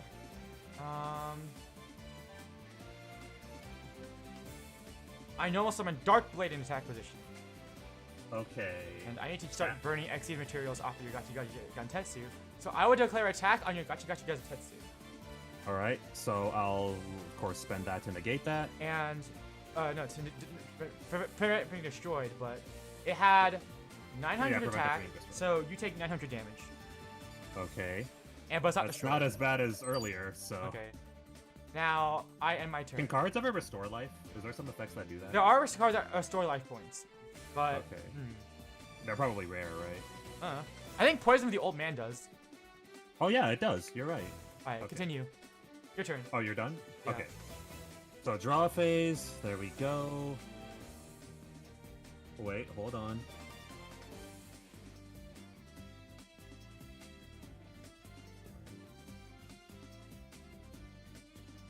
Okay. I might be able to cook here for a second. Let him cook.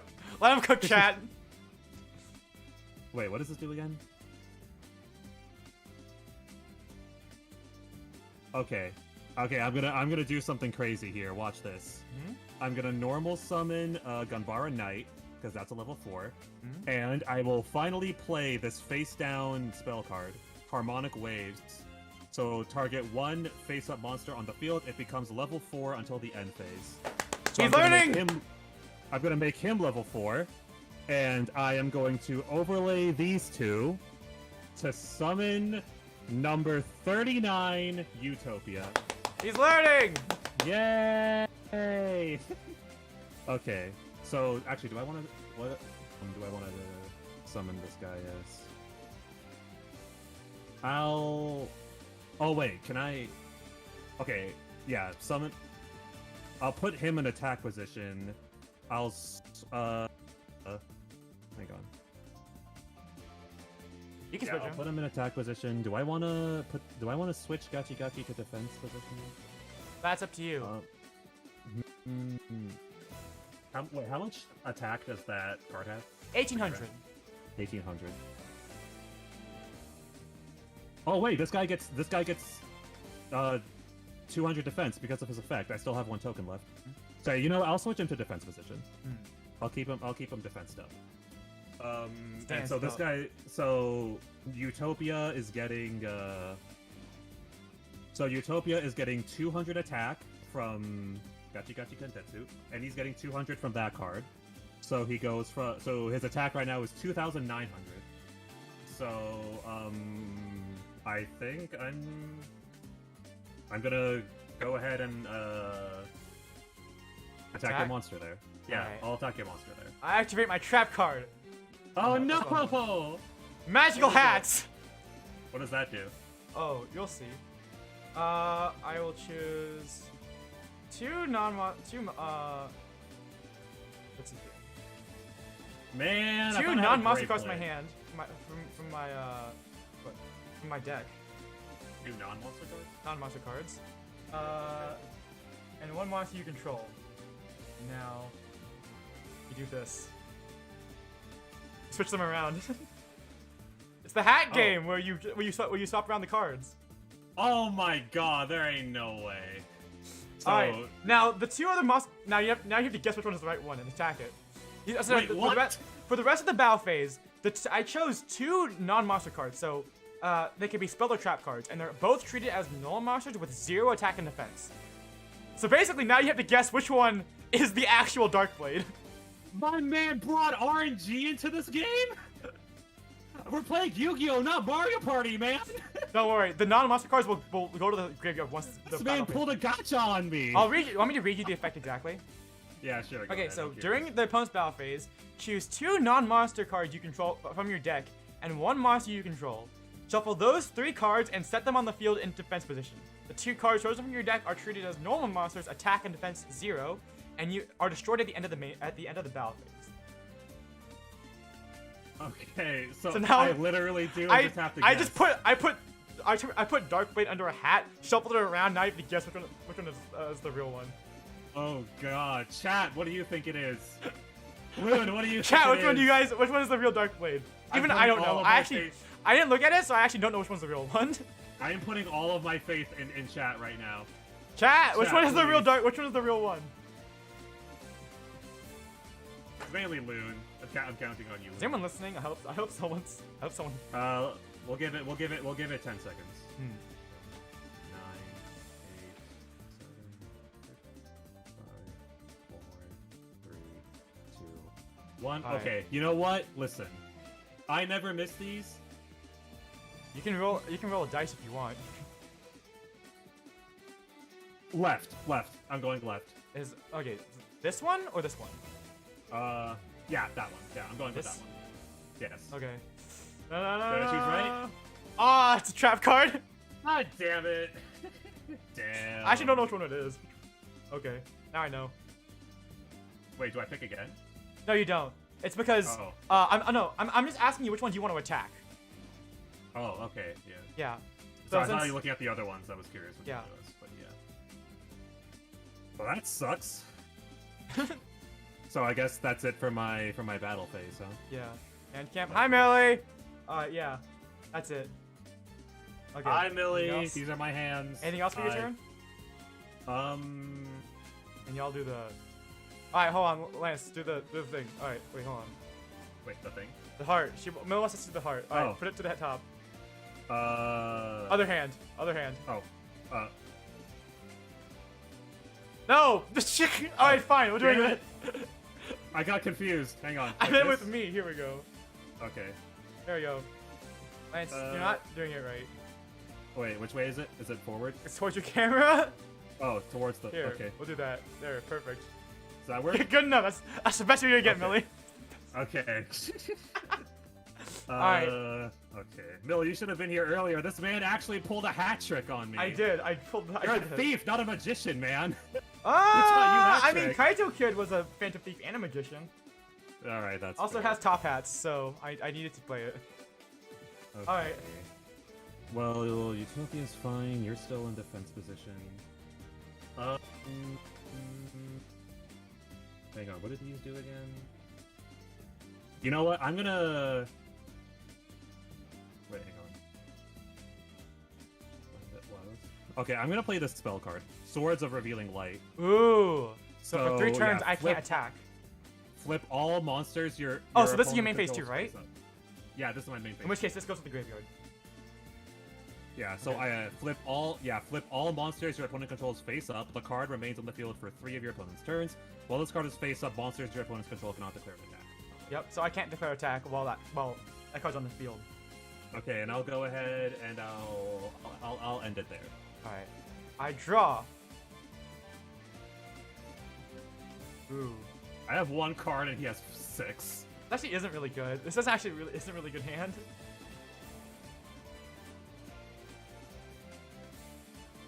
Alright. I'm gonna bank everything I have on this, alright? Oh, wait, so can you wait, I forget. Swords of Revealing Light. Does that mean that you also can't attack? It doesn't say anything about me. It only says about your opponent. Let me Flip check. all monsters your opponent controls face up. While this card is face up on the field, monsters your opponent controls cannot declare. Okay, yeah. attack. So it's both of us. No, so it's only me. I can't declare an attack. All right.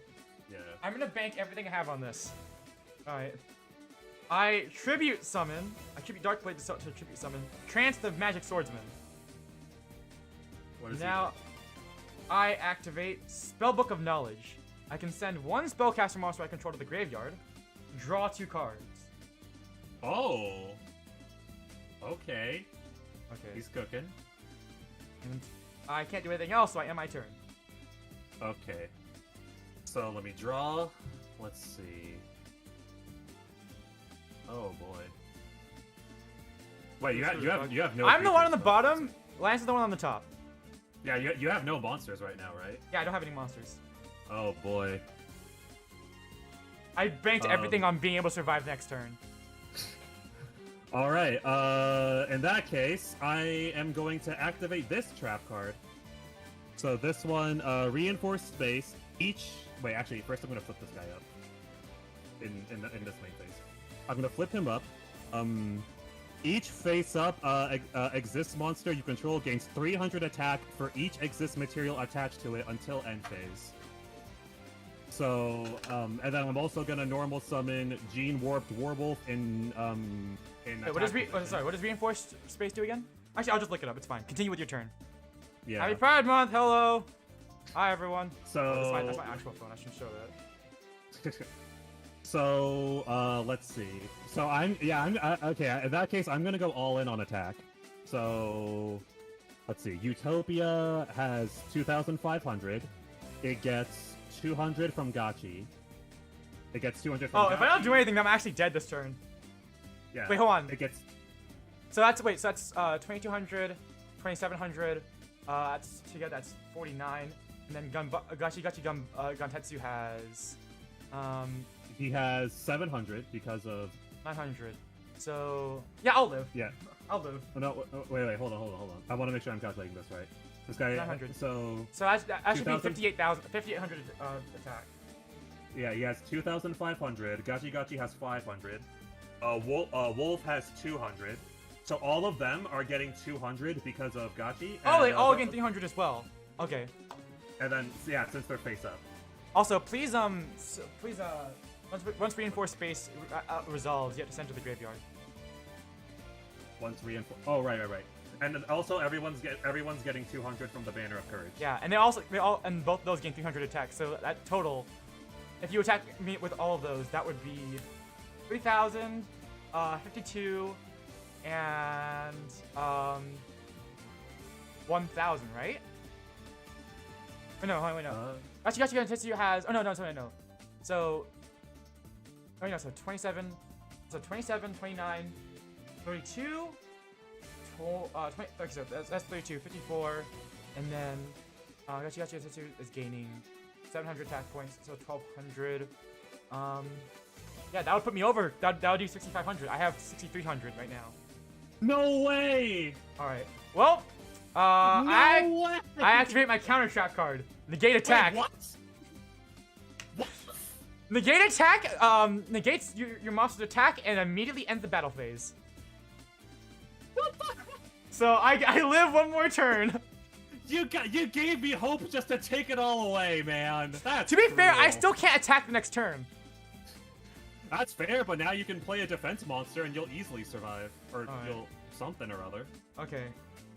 Damn, that sucks. I thought I got you gave me all that hope, man. Oh, I thought I had such a big brain. I just negated your attack. Also, reinforce space to go to the graveyard.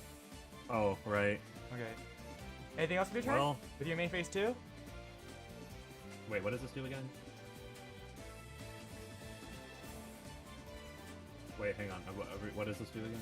Do what? Sorry, this card's description is a little confusing. Let me just... because it's a bit longer than usual.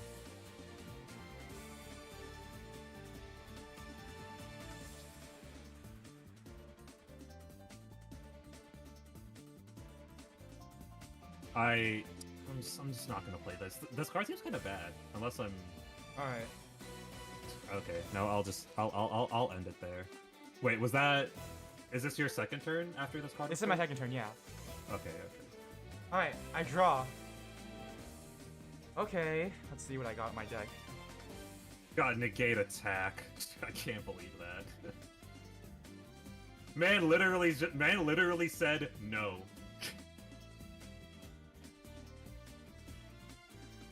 Alright.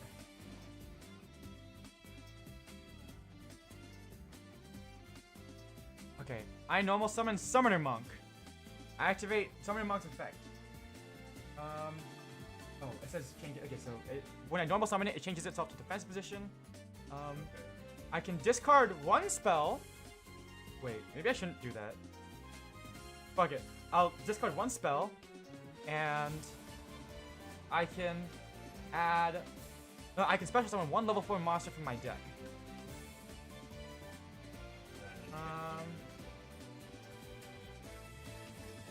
It's one level. It has to be exactly level 4. Yeah, but it cannot attack this turn. What do I have?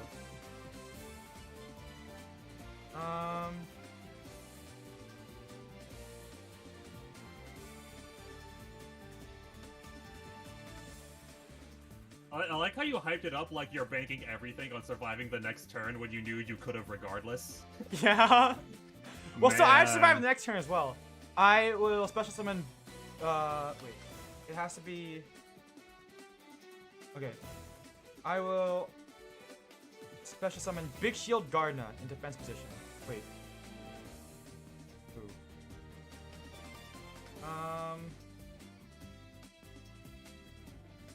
Yeah. Let's see here. I shouldn't have actually discarded that, but whatever, it's fine. Wait, what's my last? Oh, right, okay.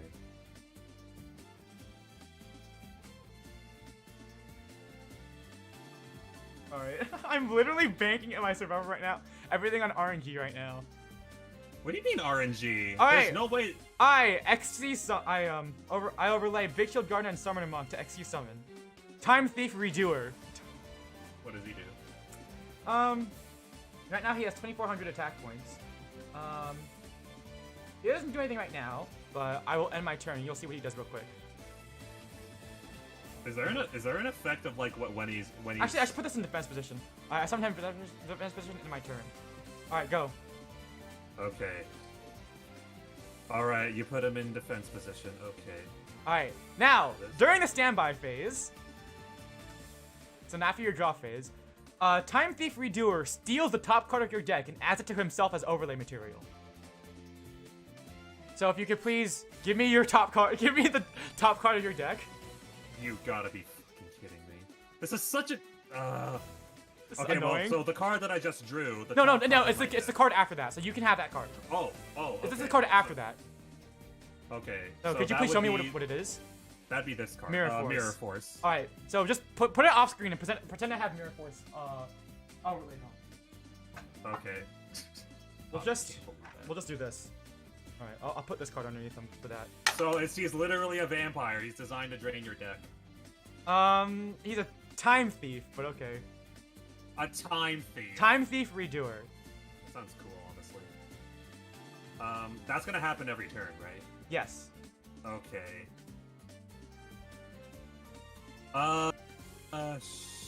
Dude. So yeah, you ended your turn. How much attack does he have? I put him in defense position. Oh, right. How much defense does he have? 2,000. 3,000? 2,000.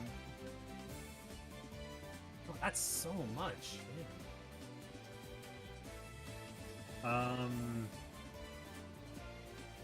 Alright. Actually, I think I got the exact card I needed off of you. Oh, lucky you, huh? What can I even do here? You can attack.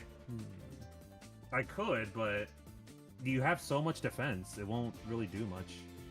Actually, wait, I could. Hold on. Oh, if you attack me with your monster that whose attack is higher than my defense, then I don't take any damage, but it's destroyed. And my monster is destroyed. True. So remember, Utopia is getting 400 from these two cards. Yep. So I feel like you have a. You know what? I have another trick up my sleeve. You're you're sneaky. No, I definitely. You know what? Here, because you should be able to. You can. If you want me to, I can read you Time Thief Redoer's effect. Sure. Go ahead. Because you should. This is public knowledge, so if you want, you can either look it up or I can tell you what it does. Yeah, go ahead and okay. Tell me what it does. So once during the standby phase, Time Thief Redoer takes. I can attach the top card of my opponent's deck to this card as material, and as a quick effect, it's a quick effect, which basically means this is an effect I can activate during either turn. I can activate this effect. I can detach up to 3 materials, and depending on what kind of card it was, it activates a certain kind of effect. So if I detach a monster card, I can banish Time Thief Redoer until the end phase. Banishing is sort of different. It's like another graveyard. It's like the graveyard beyond the graveyard. This is literally banished to the Shadow Realm. If I detach a spell card, which I don't have, I can draw a card. Or if I detach a trap card, I can place one monster face up. I can place Place one face up card you control to the top of your deck. So I could potentially return either of your Xyz monster back to the extra deck right now. Oh gosh. Okay, but if he's destroyed, then none of those effects apply. Right? Well, the thing is that this is a quick effect, so I can activate it at any time. All I need is that you have to. Okay, so I'll explain to you chaining real quick. So let's say that you activate a spell card right now, right? Yeah. I can say, oh, I chain the effect of Time Thief Redoer. So that means that I'm activating Time Thief Redoer's effect in response to the activation of your spell card. Oh, so, okay. Now the way that works is that the chain resolves backwards. So now since because so now we have a chain of effects going on. So now we have your spell card and then Time Thief Redoer's effect. So then in order for the chain to resolve, Time Thief Redoer's effect resolves first, and then your spell card, and then the chain has been resolved. Oh, okay. So I'm waiting for you basically to activate to do literally anything. I'm waiting for you to activate a spell card, declare an attack, anything. so I can chain Time Thief Redoer's effect, and then and send one of your monsters back to the extra deck. Damn. So this all banked on me potentially getting a trap card from the top of your deck, and I did. Oh my! That's because you can do that because it was a trap card. Yeah, because I got a trap card from the top of your deck. Oh my fucking god! And again, that happens after the draw phase. It happened after the draw phase, yes. That is so stupid. That card's broken. It really isn't, but I mean, I was literally just like, okay, I'm betting everything on getting lucky right now. You are the luckiest man alive. He actually is. Okay. It took him years to admit it. My luck wasn't this good a couple years ago. Dude, I swear, we need to play Mario Party together because there's nothing that confirms that theory more than Mario Party. I swear. Actually, I wanted a spell card so I could draw a card, but then I realized when I got a trap card, I could send your monster back to the deck, and I'm like, wait a second. So basically, if I try to attack your Time Thief, you'll just activate that effect, spend a material, send it back. Right? Yeah, But that's only if you get attacked, or... Yeah, well, but if you do literally anything, because I can't just activate my quick effect whenever I want. I have to wait for you to do something, and then I have to chain something in activation, or in response. Okay, but basically, since that trap card, you have it basically forever, so you can activate that pretty much whenever. Yeah. Okay, but does it depend on which monster attacks that? No, it just no. The activation confused requirement is literally just to detach materials. So, yeah, no. So the activation requirement is that I need to be able to detach materials, and then once I do, the effect will activate. Okay, but bottom line is, like, no matter who I attack that with, you can even if you activate a spell card, I'm still gonna activate Time Thief Redoer's effect. And it can't be like a trap card or something. It has to be an effect that takes place this turn. What do you mean? Like in theory, if I lay a card face down right now. Oh no, you can put a card face down. Is that because that doesn't count as activating anything. Oh, so I need to. Okay, I get it. I need to. Once you take an action, I will be able to activate Time Thief Redoer's effect. What's its other effects? A spell card is draw a card. What's monster card? Banish itself to the end phase. Oh, okay. To dodge itself being destroyed.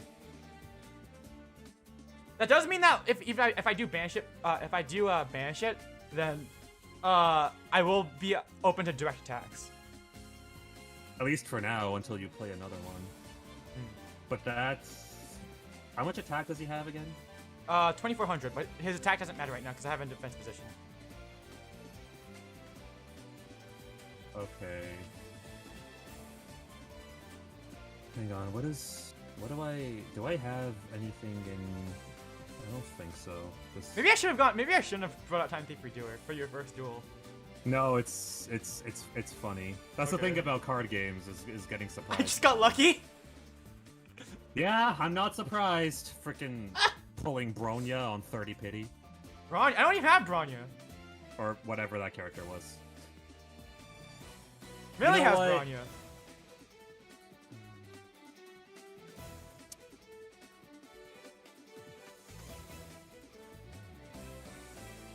I'll be honest, I've never used Time Thief Redoer in this way before. 2,900 attack? None of my none of my monsters have that high defense. No, that's 20, no, did I say 2,900? No, I said 2,000. It has 2,000 defense. Oh, 2,000. All of your monsters with the Banner of Courage alone have more than that. Except for Gotcha Intensi, no. Gene Warped Werewolf and Utopia could both break through Time Thief Redoer. It's just that I'm probably gonna banish him so he dodges being destroyed. In exchange for my life points. Okay, true, but I'm scared of that trap card effect now. Because if I do anything, you're gonna send one of my cards to my extra deck. Well, you can't just sit here until forever.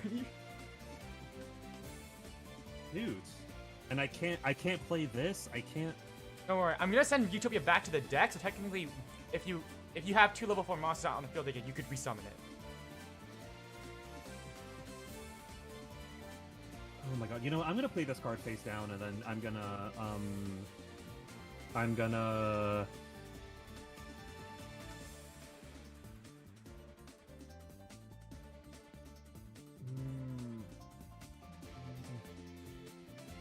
You can see the indecisiveness in hands. It's just like, listen.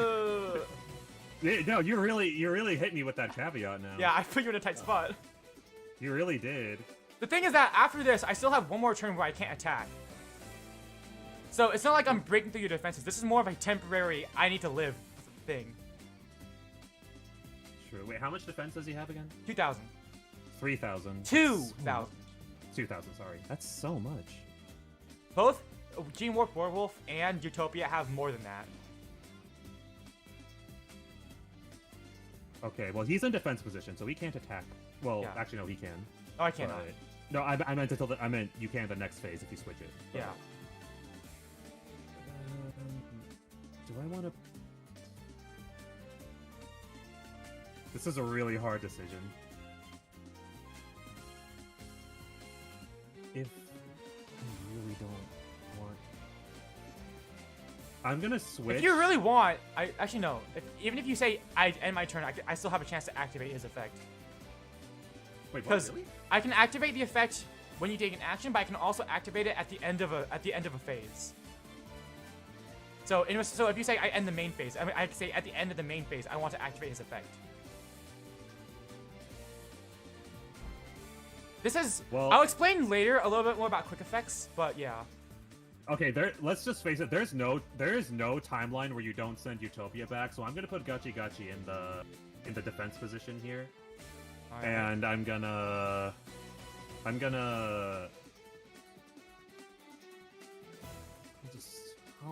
I'll end it there. I'll just end it there. This is really tough. Sure. Okay, at the end of main phase 1, I'm gonna activate Time Thief Redoer's effect. So it really doesn't matter because he's gonna advance. I'll detach Big Shield Gardna and Mirror Force. So Mirror Force goes to your graveyard now. Okay. All right. So to activate both of those effects, so I target Utopia and send it back to the extra deck. And these two cards to Go graveyard. to the graveyard. Yes. And he's banished. He's banished until the end phase. But now, my field's wide open actually. So you can technically attack me directly if you want. Oh, are you ending it there? No, this is your turn. Remember? Oh, right. Oh. This is why you probably shouldn't have put Gachi Gachi Guntetsu in defense position because I still can't attack. I still can't attack during the next turn, and now that my field is wide open, you can attack me directly. I thought it was gonna switch to. No, it is not. So wait, this was. Okay. This okay? Wait, No, that here. was the. Sorry. Here, let me recap what just happened. Right? I'm sorry, I'm really confused. Sorry. It's fine. I act during the standby phase. Time Thief Redoer's effect activated, giving me your Mirror Force. Right? What you did was you set a card, and then you switched Gachi Guntetsu to defense position and declared the end of main phase 1. So at the end of main phase 1, I activated Time Thief Redoer's effect to get rid of you to return Utopia to the extra deck and to banish Utopia. No, to banish Time Thief Redoer. Okay. So technically now, I mean, you technically said you want to end your turn, but I'm giving you a chance here. So if you want to attack, you have your chance. It's now the battle phase. Oh, this is now. Oh, does that? Oh, so all those effects activate at the start of the battle phase? Is No, that what it is? all those effects activated at the end of the main phase. Oh, at the end of main. Oh, yeah. Okay. I could have been more ruthless and said I activate this effect in response to your attack, but I decided to just do it this way because actually no, I decided to say it right now because you said you were gonna end your turn, and I would have done it anyways even if you did end your turn. Yeah, sorry, I'm small operating that. That's Okay, that's a lot so of. I'll let you go back on your word. I'm putting Gachi Guntetsu in defense position and just put an attack. Okay, because I thought that like. Yeah, you had that card and then it was. No, this is your turn by the way.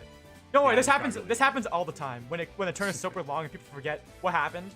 So there we go. Okay. Yeah. So, but right now is battle phase? Yeah. Okay.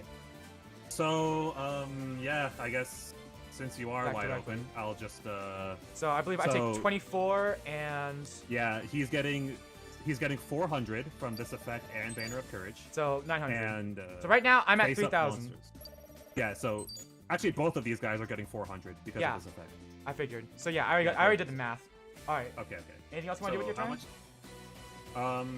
There's nothing else I can do, so I end. Okay, I'll draw.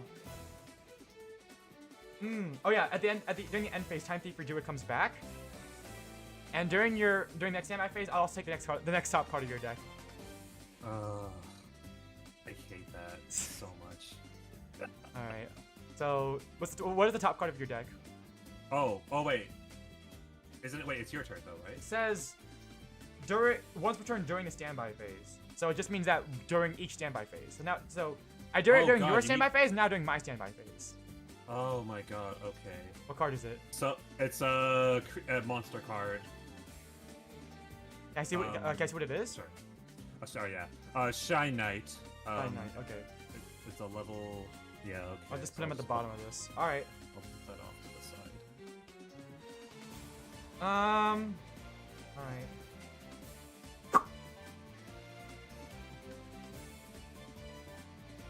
right. I'll set a monster and end my turn. Alright, and now Swords of Revealing Light is going to the graveyard. Alright, it serves me well. It served you well, really. So draw phase, I draw a card, and my next card is... Oh wait, no, and this gets flipped face up because of Swords of Revealing Light. Oh, right. So now I need to tell you what this card is, right? The next card. No, yeah, you're next in my face. So you drew a card, now give me the next card of your turn. It's a giant rat. We are the rats. Okay, so I only have monsters for this one. Yeah. Alright.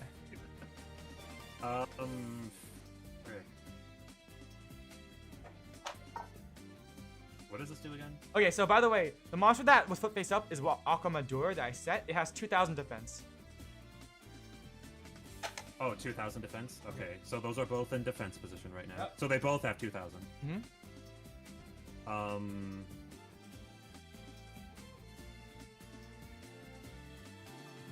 Oh, wait, how much attack? I think this duel has been going on for over an hour.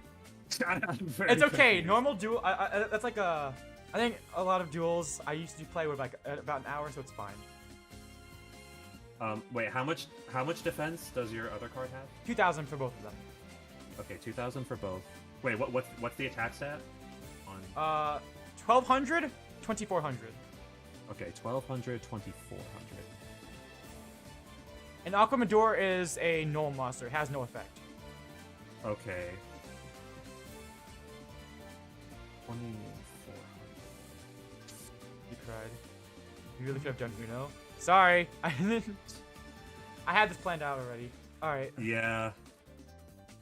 Besides, he basically pulled an Uno reverse card on me anyway. So. Now I think you're starting to understand how to play, right? Yeah, I'm starting to get it. I need more time to get faster at it, but I am starting to get it. No, this is every person's first time with a deck. It's just that in the time that you've been reading, you've been trying to understand the game and reading your card effects, I've also been reading my card effects. Oh, okay. So he has 2,000 defense.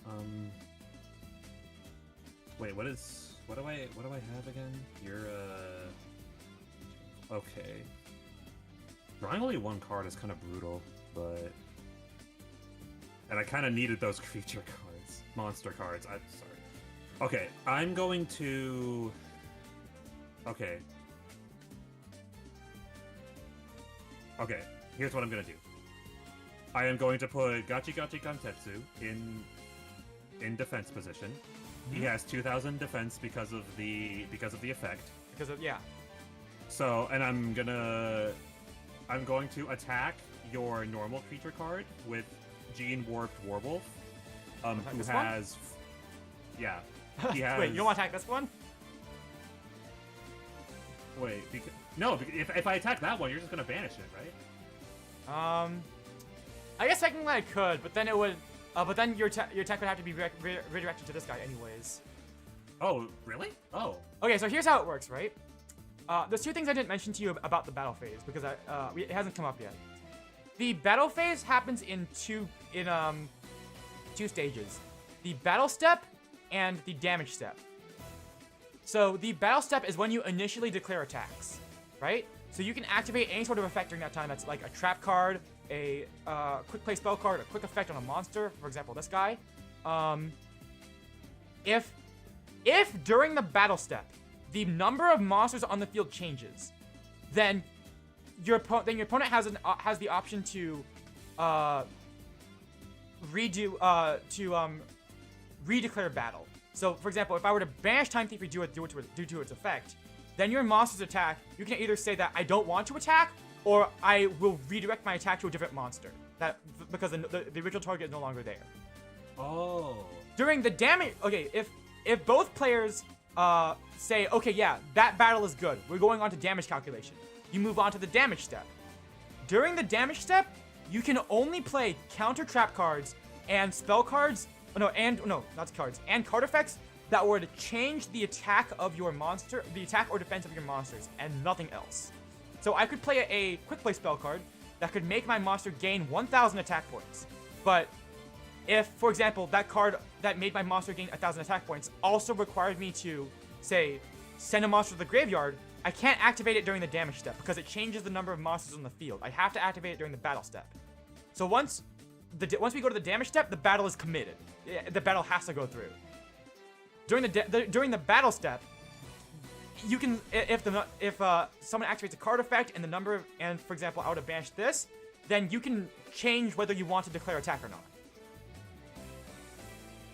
So if, for example, I were to activate a card effect that all of a sudden summoned a really strong monster, you're not forced to attack that really strong monster. You can say I don't want to declare attack. Oh, I get you. That's why. Okay, I get you. So I guess in that case that would be the play, you know. Yeah. So go for Time Thief. So this forces me to waste the materials I got from your deck. If I want to play this, I kind of just want to destroy Time Thief Redoer, but So do I put one of the monster cards I have away, or? No, you don't, because I don't have a trap card. Oh right, okay. Actually, I think I want to get rid of Time Thief Redoer. Oh my god. The fact that you're doing that makes me scared. There you go. You can have your cards back. They go to your graveyard now. Oh, these. Okay, I could be making a huge misplay, but I'm gonna bank. I'm gonna do it. You're toying with me at this point. No, I'm not. Actually, that might have been a bad idea. Oh no. Okay. Well, all right. Yeah. So the two. Oh, Shah. What's up? Okay, never mind. They didn't. I hit the sheet a little bit. Okay. It's fine. Nothing flew off. All good? So those two monster cards that I put aside are now in my graveyard. Yes. I still have, what were those two cards anyway? Oh, okay. Actually, giant rat. So you can just decide to destroy any. No, I can't. Card you want? No. Oh. I can only activate that effect to return your monsters because I had a trap card from your deck. Oh, okay. Yeah. I can't activate it now because I only had monsters. So the only you gave me 2 monster cards. So the only effect I could have activated off Time Thief Redoers was to banish itself until the end phase. Okay, which is what you decided to do. So yeah. Right. So yeah, okay. no, I did not. I decided to not activate its effect and just let the attack go through. So now it's destroyed. Oh, that's what you did. Oh, yeah. Okay. So you just decided to do that. Okay. Yeah. Now, Time Thief Redoer has been destroyed. It's off the field. It's off of your back now. Okay. Thanks, I guess. That might be a really bad idea, but I want to see how this plays out. Is it my main phase too? If you have no other monsters that can attack, then yes. Okay, so it's my main phase too. I'm gonna go ahead and just lay this card face down. Okay, and I'll end it there. I draw. Alright. I activate the spell card, Pot of Duality. So it allows me to draw 3 cards from the top of my deck. I get to choose one. I get to look at them, choose one to add to my hand, and then the rest of them go back to the bottom of my deck. That's not. No, it's just back. Funny thing. I have this really funny card here. Oh. Mystical Space Typhoon. It's a quick play because it has. He finally made the most memed about rookie mistake. What? Alright. Let me tell you something. So I know what Mystical Space Typhoon. It destroys a card, right? Yeah. MST does not. Mystical Space Typhoon does not negate the card effect though. Oh. That's like the biggest meme when it comes to Yu-Gi-Oh players. It's MST negates. Here's the thing, right? A spell card activates, right? But it does not require just whenever a card effect activates, unless it specifies, say something like, oh yeah, this card must be face up on the field to activate and resolve this effect. If it says that, then yeah, MST would, Mystical Space Typhoon would, destroying it would cause the effect to resolve without effect, so I wouldn't be able to do it. But in most cases, and pretty much like 99% of cases, if you were to use Mystical Space Typhoon on, like, for example, in response to me activating a spell card, even though this is destroyed, the effect still goes through. It does not negate the effect. I've been turned into a meme. The reason why you would want Mystical Space Typhoon is, for example, let's say at the end of my turn, I decided to set a trap card, right? And I was waiting for my next turn. I could have used this on that negate attack thing, right? No, that wouldn't negate the effect. Never mind. You could have used it before I activated it, and yeah. Oh, before? Oh. Yeah, but the thing is that it's a quick play spell card, right? Yeah. This is my turn. It has to be set on the field in order to act. Oh, it needs to be set first? Oh. Quick play spell cards, in order to play them on your opponent's turn, they need to be set like traps. Oh, okay. Yeah. Okay, I gotcha. So they're like spell cards that also work like traps. Okay. But if it's my turn, then I can play it and its effect goes through. Yeah, so you can play it, yeah. Alright. I have been thoroughly memed. It's like being gnomed, but you're being memed. Yeah, so these are 3 cards. I can't really afford any of these cards, so I'm gonna take Mystical Elf, and I'll put these back to the... Yeah, I'll shuffle the rest back into my deck by part of Duel Disk's effect. And for the rest of the turn, I cannot special summon monsters. Not that that really matters. I don't think you were planning. I mean, it really does, anyway, because that means I can't XC summon. Oh. XCs are considered... Okay, yeah. Man, why does his attack have to be so high? Hmm? Nothing. I'm talking to myself. What is this? Sorry, I'm reading the cards in my graveyard. I know it doesn't matter, but I'm curious.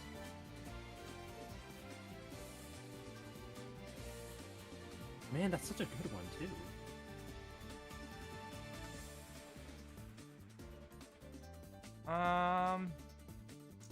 Alright, on my turn. Alright. Alright, draw phase. You don't have Time Magician, so...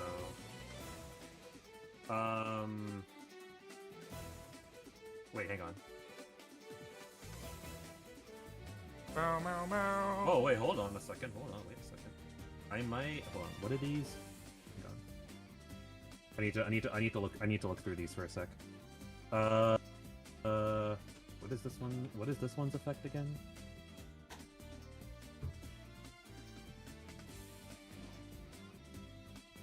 When this face up... Okay. So... I guess due to...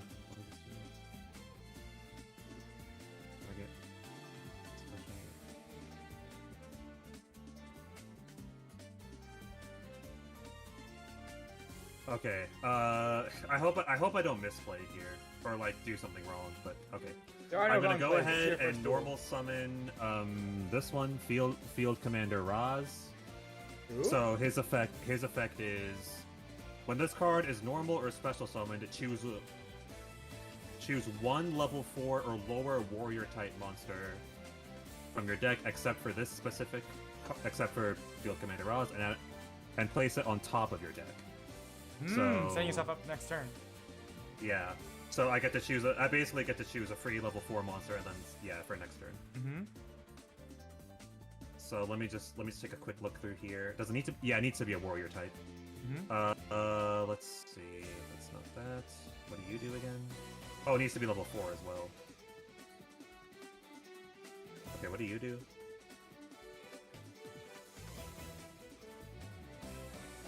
Okay, you can't special summon from your graveyard, right? If you have a card effect that can do that, then yes, you can.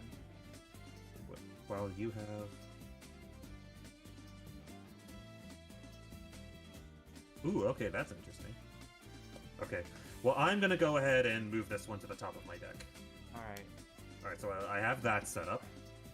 I am going to go ahead and...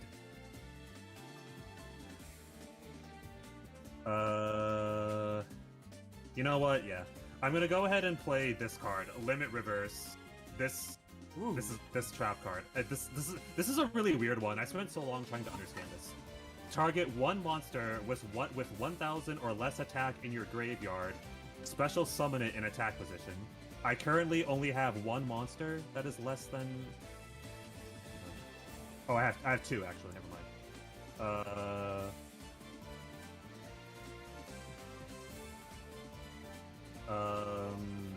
Do I wanna? Hold on.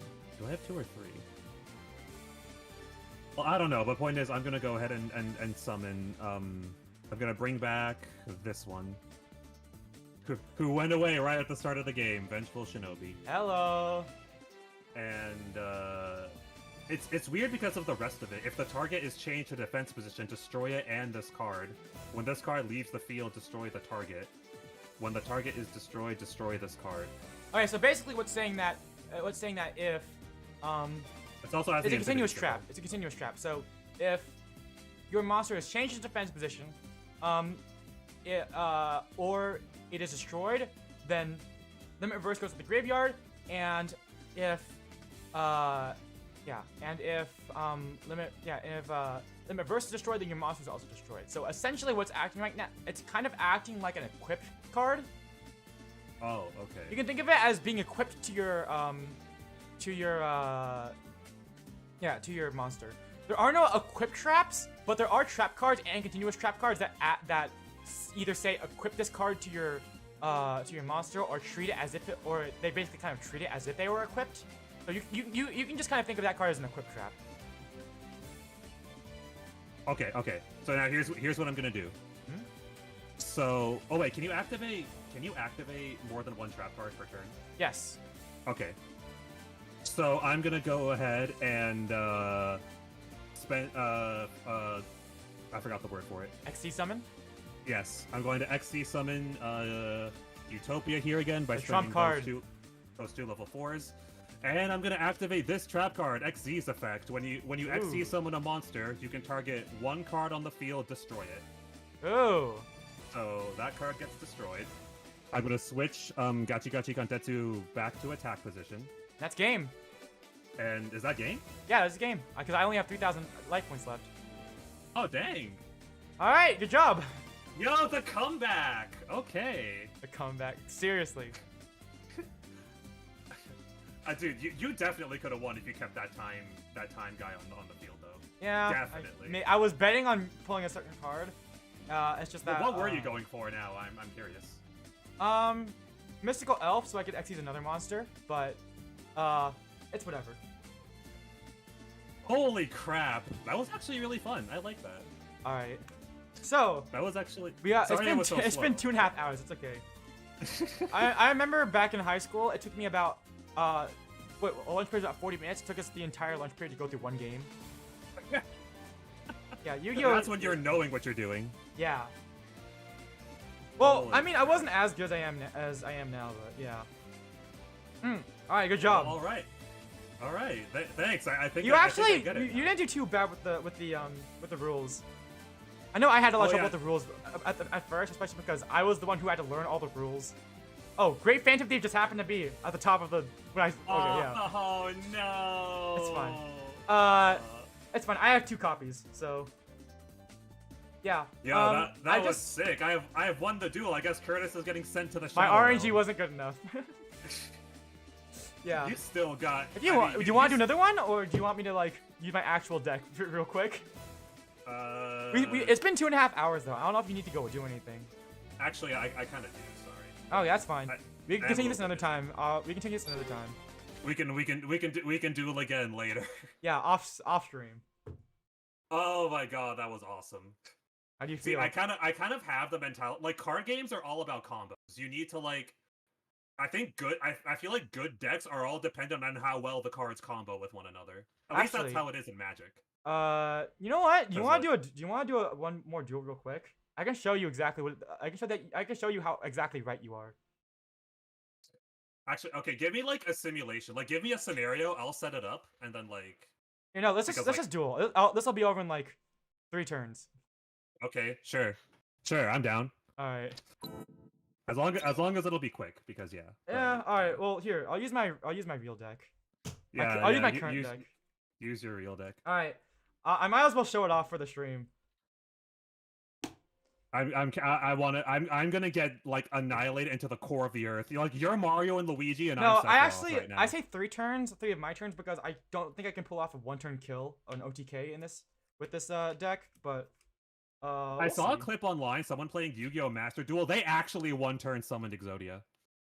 I'm not making this up. No, Exodia decks are meant to mill through your deck as quick as possible.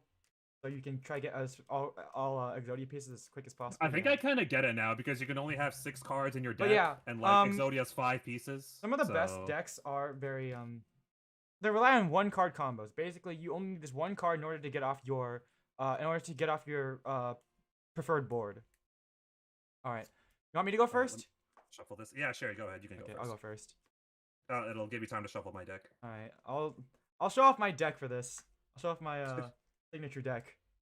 You're gonna show you guys will get a glimpse of this. You're gonna show me how right I am about card combos, right? Yeah. All right. Let's see. Oh, crap. This deck is very good at them. Hang on, I gotta find my 3 exist monsters. You ready? Wait, give me a second. Did you shuffle them into the deck? Yes, I did. I'm stupid. Oops. Okay. There they are. All right. Gonna put that right here. Can I draw my 5 cards now, or do I wait till my turn? Technically, you wait until who decides to go first. If you already drew 5 cards before you decide who goes first, then the person who's already looked at their first 5 cards has to go first. But I think if you don't mind, I'll go first. Yeah, go ahead. You go first. All right. I'm excited. All right. How deep into the earth are you gonna crush me? Let's see. All right. Do you have this set up in a specific way? What do you mean? To where, like, to show off, like, the card combo thing? Oh, you'll just see. Okay, sure. Alright. So, alright, do you think? Main phase. I normal summon the...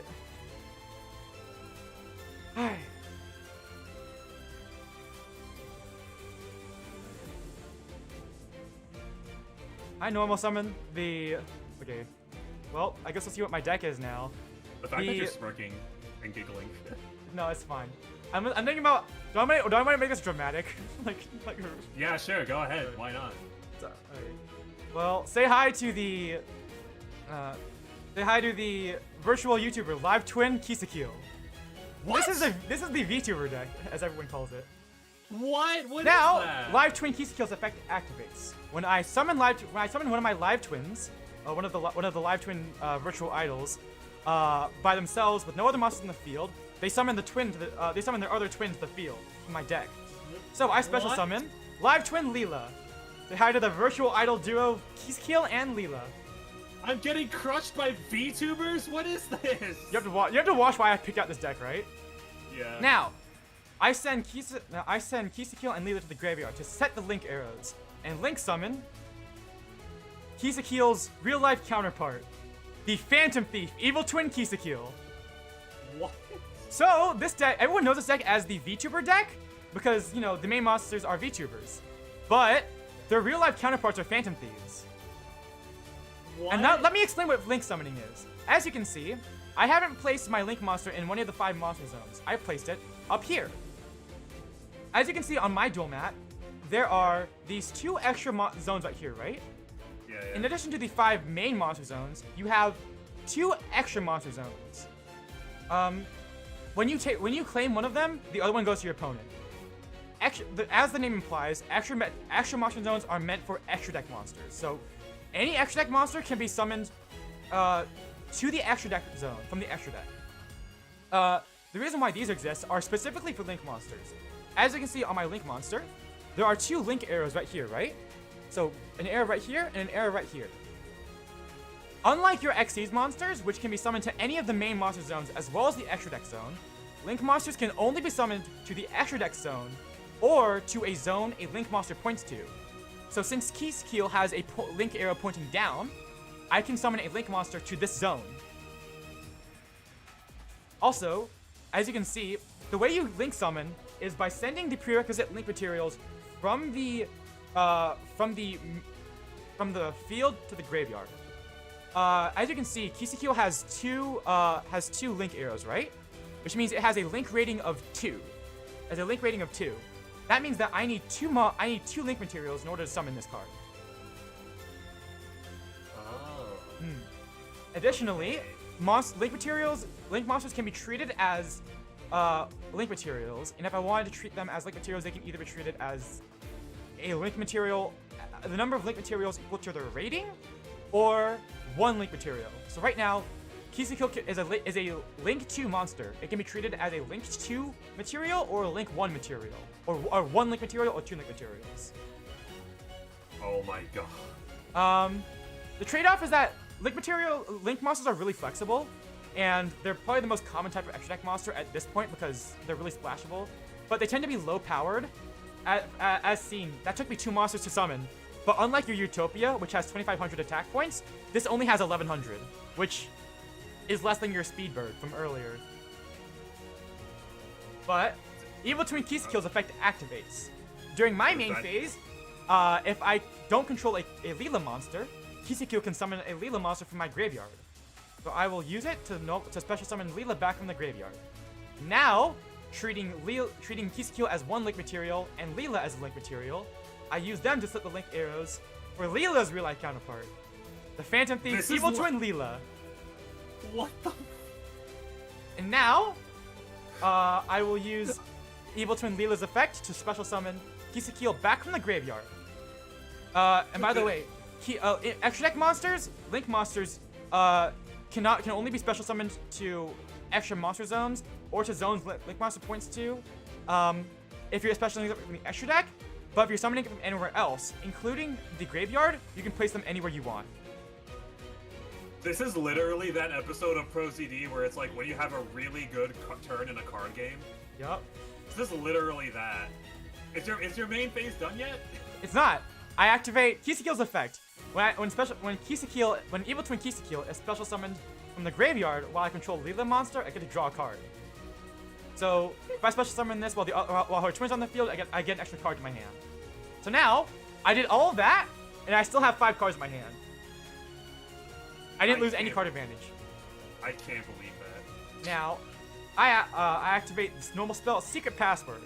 It allows me to add a live twin or evil twin spell trap to my hand. So I will. Oh, shoot! Hold on, give me a moment. Oh. I took a card out of my deck. Give me a moment. I meant to swap out a card in my deck. Give me a moment. Hold on. That's my bad. This wouldn't be allowed in a real duel. I really need emotional. I'll add this card to my deck. They're saying hi. Allie and Marie are just awaiting. All right. I go to the graveyard. Let me shuffle my hand so you can't see which one I just drew. I will set 2 cards and end my turn. Go. Okay, finally. So I guess now. No, a lot of that was me explaining to you what I had to do, what was happening. Okay. I don't know if it went over your head, but yeah. That was kind of a lot. I'm not gonna lie. Okay, let me pull this down so you can see my cards better. So yeah. Okay.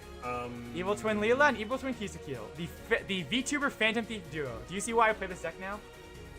Because it has VTubers in it. Because they're VTubers who are also Phantom Thieves. That's so perfect. Everyone talks about like, oh yeah, the VTuber should play the VTuber deck, which is this. But I'm like, no, I'm playing it because I'm actually VTuber Phantom Thief. It's perfect for me. Well, this isn't any VTuber deck. This is my deck. This is my. Additionally, I do have some spec'd out cards to do some cool stuff. Yeah. Oh my goodness. Anyways, your turn. Okay, I'm gonna play Field Commander Ras. So once again, get to pick a level 4, put it at the top of my deck for next turn. Which one do I want? It's wait, there's a specific one in here. Give me a second to find out what you do. I can back up. Actually, no, I do want that specific one. Where is it? Oh, wait, no, not that one. Is it literally? Oh, wait, it was literally the last one. Okay. Well, either way, I'm putting this card at the top of my deck.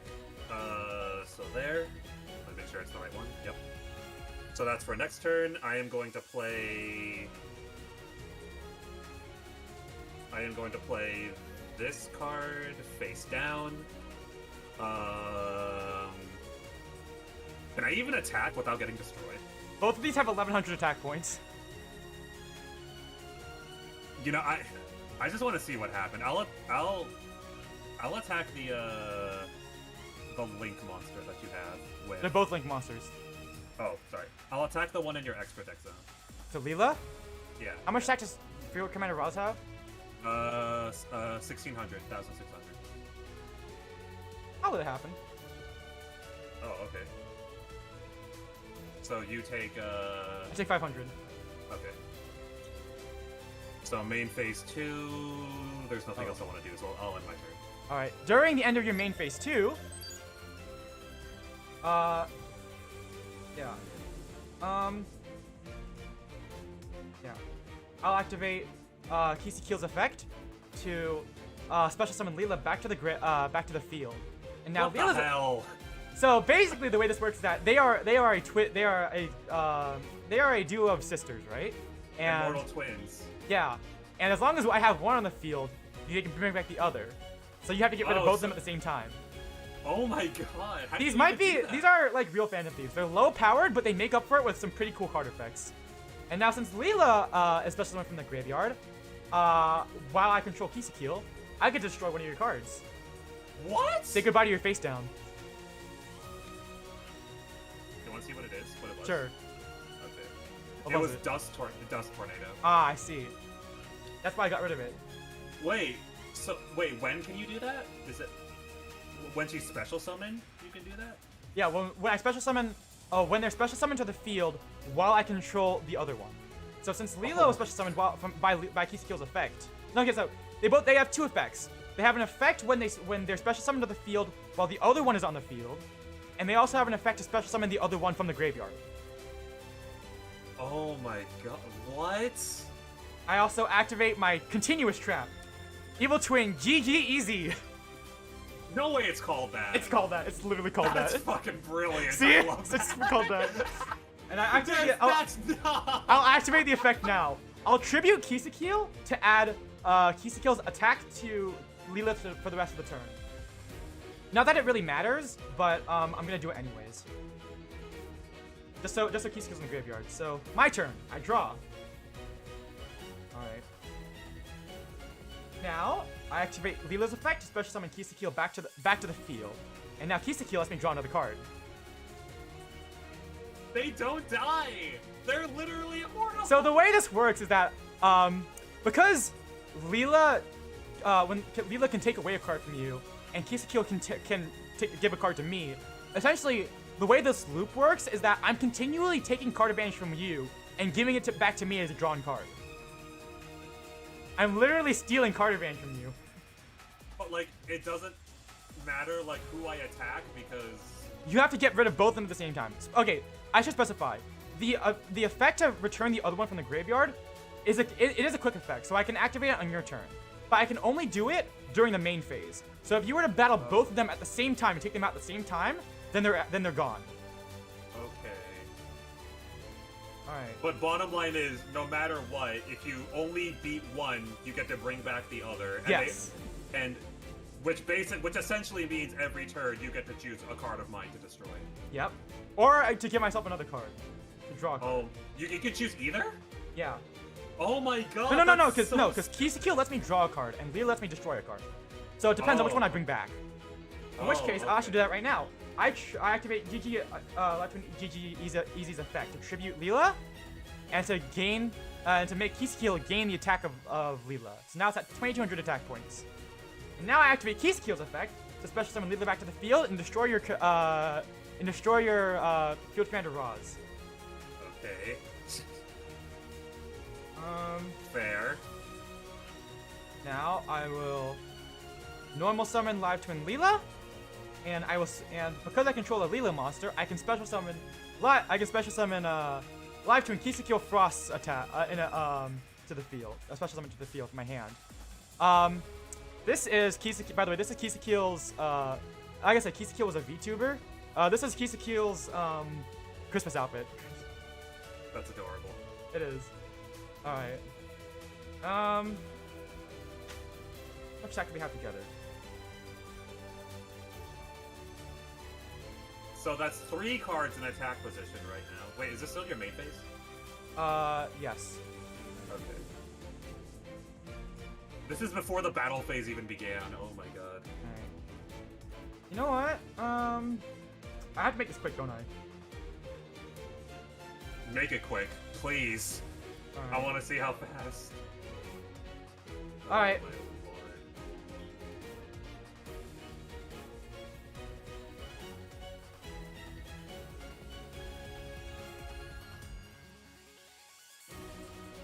Alright, I use Live Twin Leela, Live Twin Kisakil Frost, and Evil Twin Leela to link summon Unchained Abomination. An Unchained Wow, they're not even hiding it. Okay. Yep. He has 3,000 attack. He has 3,000 attack. What? So now, battle phase. Attack directly with both my monsters. I have no. I can't defend. How That much takes. do I take? That's 5,200 damage. Okay, so that's 2/3 of my entire life points. All right. Got it. I have my turn. Your turn. I'm gonna need a literal miracle to bring this back. A miracle can't bring you back. I can't save you now. I can't.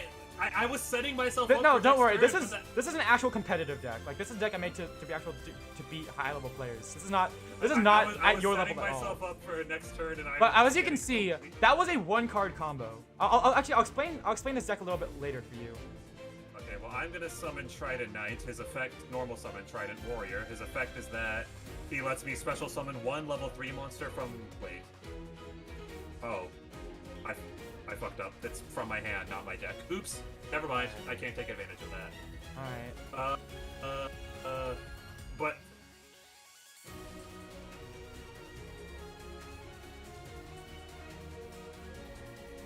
This is like you tried to fight the final boss at level 1. Yeah, you're damn right. There ain't no cheeky evasion strats I can do to dodge this. Actually, I'll put him in defense position. You have to normal set. All right. Wait. Yeah. So you- I'll normal set him in defense. No, you have to like this. You can't normal summon in face up defense position. Oh, you have to be face down. Okay. Yeah. Well, I mean, you know what it is anyway, so it doesn't really matter. There's literally nothing else I can do, so I guess I'll just end it there. I've already Alright. rolled something. So. At the end of your main phase, I activate Kisakil's effect to bring back Evil Twin Leela. Leela's effect activates, destroying your. I'll just choose to destroy your face down monster. And when a monster is destroyed, I can activate Unchained Abomination to destroy another card. So I will destroy your face down as well. This is so dumb. Normally, I don't get the chance to summon this guy. I don't think. Well, that's game. We don't even have to go to battle phase. That's literally game. All right, and at the end of your turn, I will activate GG Easy to. Wait, it's a continuous? It's a continuous trap. Yes. Oh my god. All right. I didn't even notice. My turn. Draw. You're gonna go maximum damage. And I'm going to summon. I'm going to activate Leader's effect, summon Kisakil back field, and draw another card. This is literally overkill. All right. This is overkill. That's You're game. not just sending me to the Shadow Realm. You're burying me deep in That's the game. That is literally game. By the way, Wow. I totally held back. You held back. Yeah. The great thing about this deck is that the difficulty is really scalable. So, of course, I don't want to give away all my tricks. You know, this is a Phantom Thief deck. I can't give away all my tricks immediately. So, that's your little preview of this deck. That's horrifying. Oh, you should see other decks. You should see other. I should see other decks. Can I look something up online? Oh yeah, this is not even the worst deck out there. In fact, this is actually pretty tame compared to modern Yu-Gi-Oh. But this particular deck is famous, like, as the VTuber deck. Yes. It's not particularly meta, but I don't really care because it's a VTuber Phantom Thief deck. And I expected a bunch of my own, you know, cybercrime themed cards. How much did it cost to build it exactly how you wanted it? It's actually a budget deck, about $100. Oh. It's probably cheaper now though, because I bought it as soon as when these cards were new. So it probably costs about $50 now. Actually, maybe like $70 now. Well, if you can't beat them, join them, I guess. No, really good like there are some really expensive cards out there. Like first edition holographic Charizard? No. like some really good competitive cards that cost a lot. Like what, like $50 per copy. I'm not willing to shell out that much. So this is a budget deck for me. I don't have all the super meta cards like Cross Out Designator or Forbidden Droplet, but it's pretty good. I would say this is probably my best deck at the moment. This deck over here, where is it? Where is it? I don't know where it is.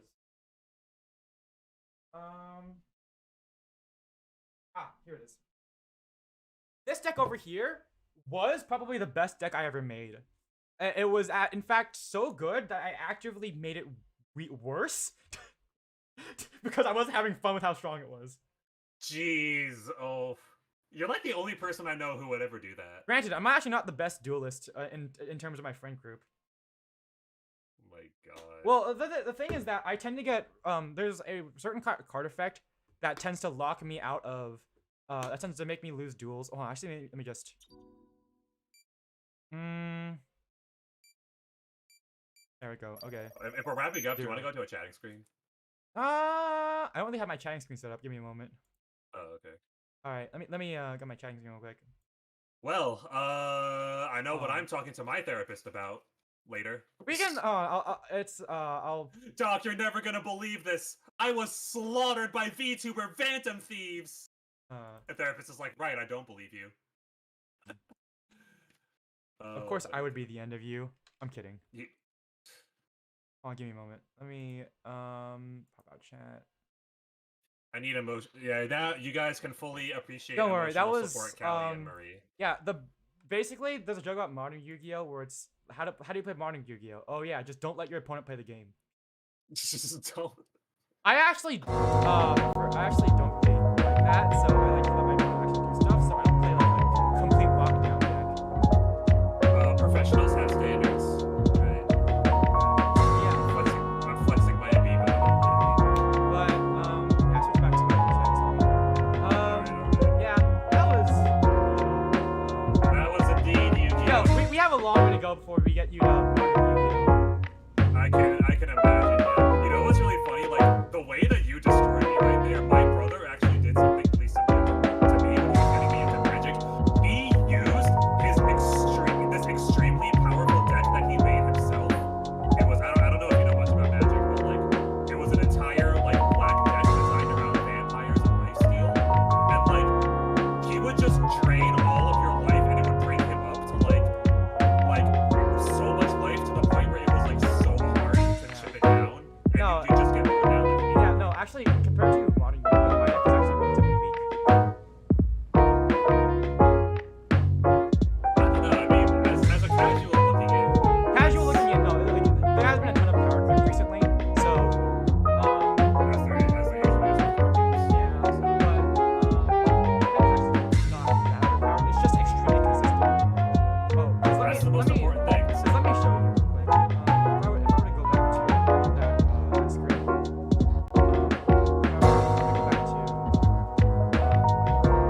over here. I special summon Small Fry, and we're not playing Fry. Yu-Gi-Oh anymore. Yeah, here. If I were to show you, this is here. So you were mentioning how like, oh yeah, so combos should be really good in this game, right? Yeah. So if I draw let's see here. And there's one more card in here. So I have 3 copies of this, of these 4, and then 1 copy of this in my deck at the moment, right? So out of a 40 card deck, that is right. This is what? This is 13 cards. So this is 13 cards out of my 40 card deck, and I draw 5 cards at the very beginning, right? So if I draw any one of these cards, like 1 copy of any of these, then I can get my optimal board out. Or I can get my, not optimal, but I can get my preferred first turn board out, on the first turn. Oh my god. So a lot of Yu-Gi-Oh has like 1 card combos, or some of the most successful decks have like 1 card combos. So off of 1 card they can do their thing. The stuff I can achieve with one of these isn't particularly big, but it is extremely consistent, which is good. Yeah, that's the most important thing. Yeah, consistency is kind of the most important part. So as long as I get one of these, I can summon. Yeah, as long as I get because if I get one of either Kiseki or Leela, I can use them to summon the other one to the field, and they do that combo I showed you. If I get this card, I can use it to search for one of these, add to my hand, and then normal summon it. And then if I get secret password, I can use it to search for this spell card, and then use that to search for one of these, and then bring it to the field. And this card, you can just summon one of these outright. Yeah, that's what I'm saying. Like, making a good deck, it's all about how your cards combo. Yeah. My brother taught me that one I too, should mention. What's that? Actually, I'll talk about this in a future lesson about Yu-Gi-Oh. In a future lesson, okay. We'll talk about archetypes later, but basically, you notice how all these cards contain the words either Live Twin or Evil Twin? Yeah. That is an archetype of cards. So an archetype of cards is a group of cards that usually shares a name and is supported by at least 1 or more cards. Typically, an archetype of cards is meant to, actually synergize together to form a coherent deck or a coherent strategy. So Live Twin, Evil Twin, as you saw, that was kind of their own strategy. Like they have effects that are meant to work together, so that they can keep Kiseki and Leela alive. Yeah, but those 2 cards were like specifically designed to work together. Yes, because they are, they're twins. Yeah, it makes sense. Yeah. Well, that's. And you can see why I made a great Phantom Thief deck of random cards so I could duel you. It sucks that it had to end right before you could pull it, but. No. I mean, all things considered, I managed to win my first duel against someone who was holding back, to be fair. But hey, it's okay. Well, thanks for teaching me Yu-Gi-Oh. Hey, it took you less time to put it than me. Well, I'm actually kind of interested in seeing Call me up another time so we can do this again. I feel like I'm like the Nimona I'm like your Nimona in Yu-Gi-Oh. I'm just here to train you up so I can finally get some.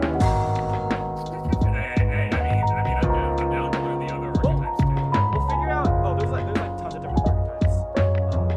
Or the different types of the links, whatever else there is. Honestly, link summoning is my personal specialty.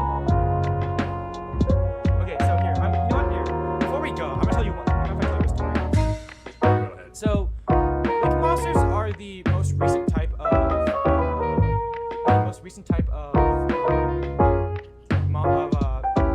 monster, even though they came out a while ago.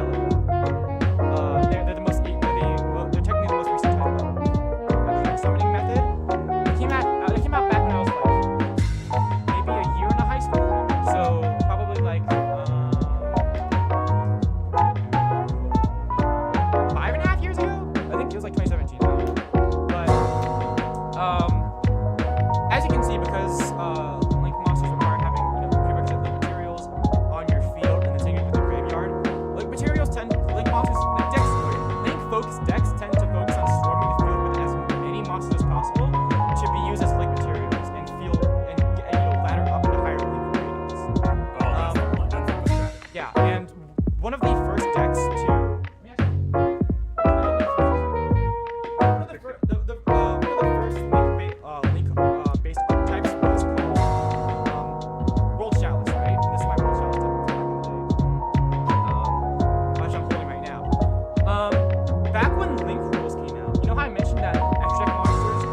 except for link monsters. Can be summoned to any sort of main monster zone, but for link monsters, they have to be summoned to either an extra monster zone or to a zone link monster points to.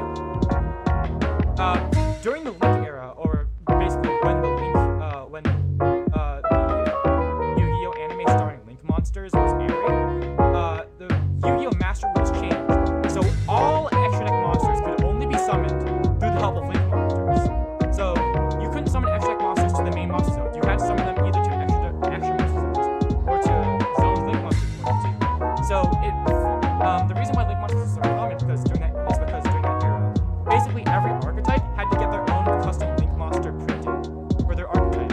So then they could actually summon their monsters to that main monster zones, or to summon more than just one extra deck monster at a time. It was basically like this big nerf to the extra deck, right? When those rules first came out,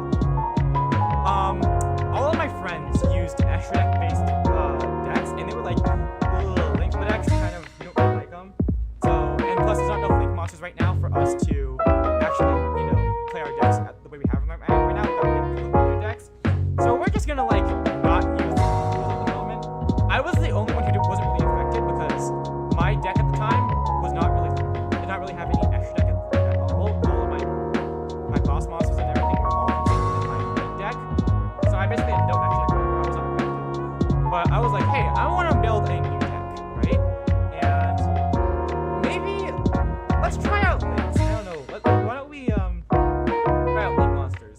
So I made a World Shells deck, which was a link focused deck, which is focused on linking up into higher link ratings to make more powerful monsters and all that jazz, right? It's just basically purely a deck focused purely on link summon.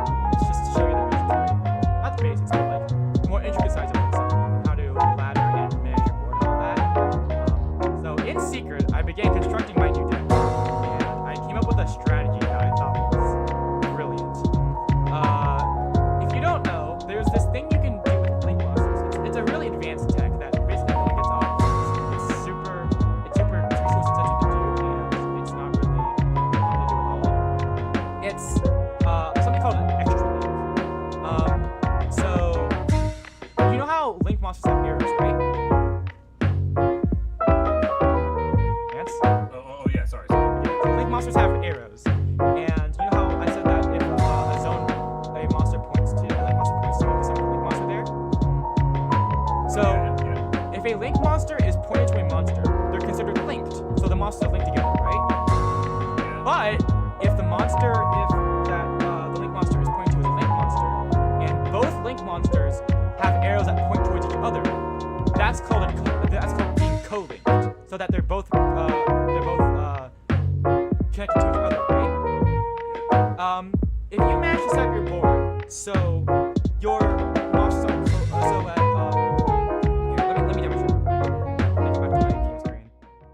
Alright. Okay. Still have my amiibos on there, so. Okay, yeah. So if I were to do this, right? Let me get my extra deck, right? So pretend that these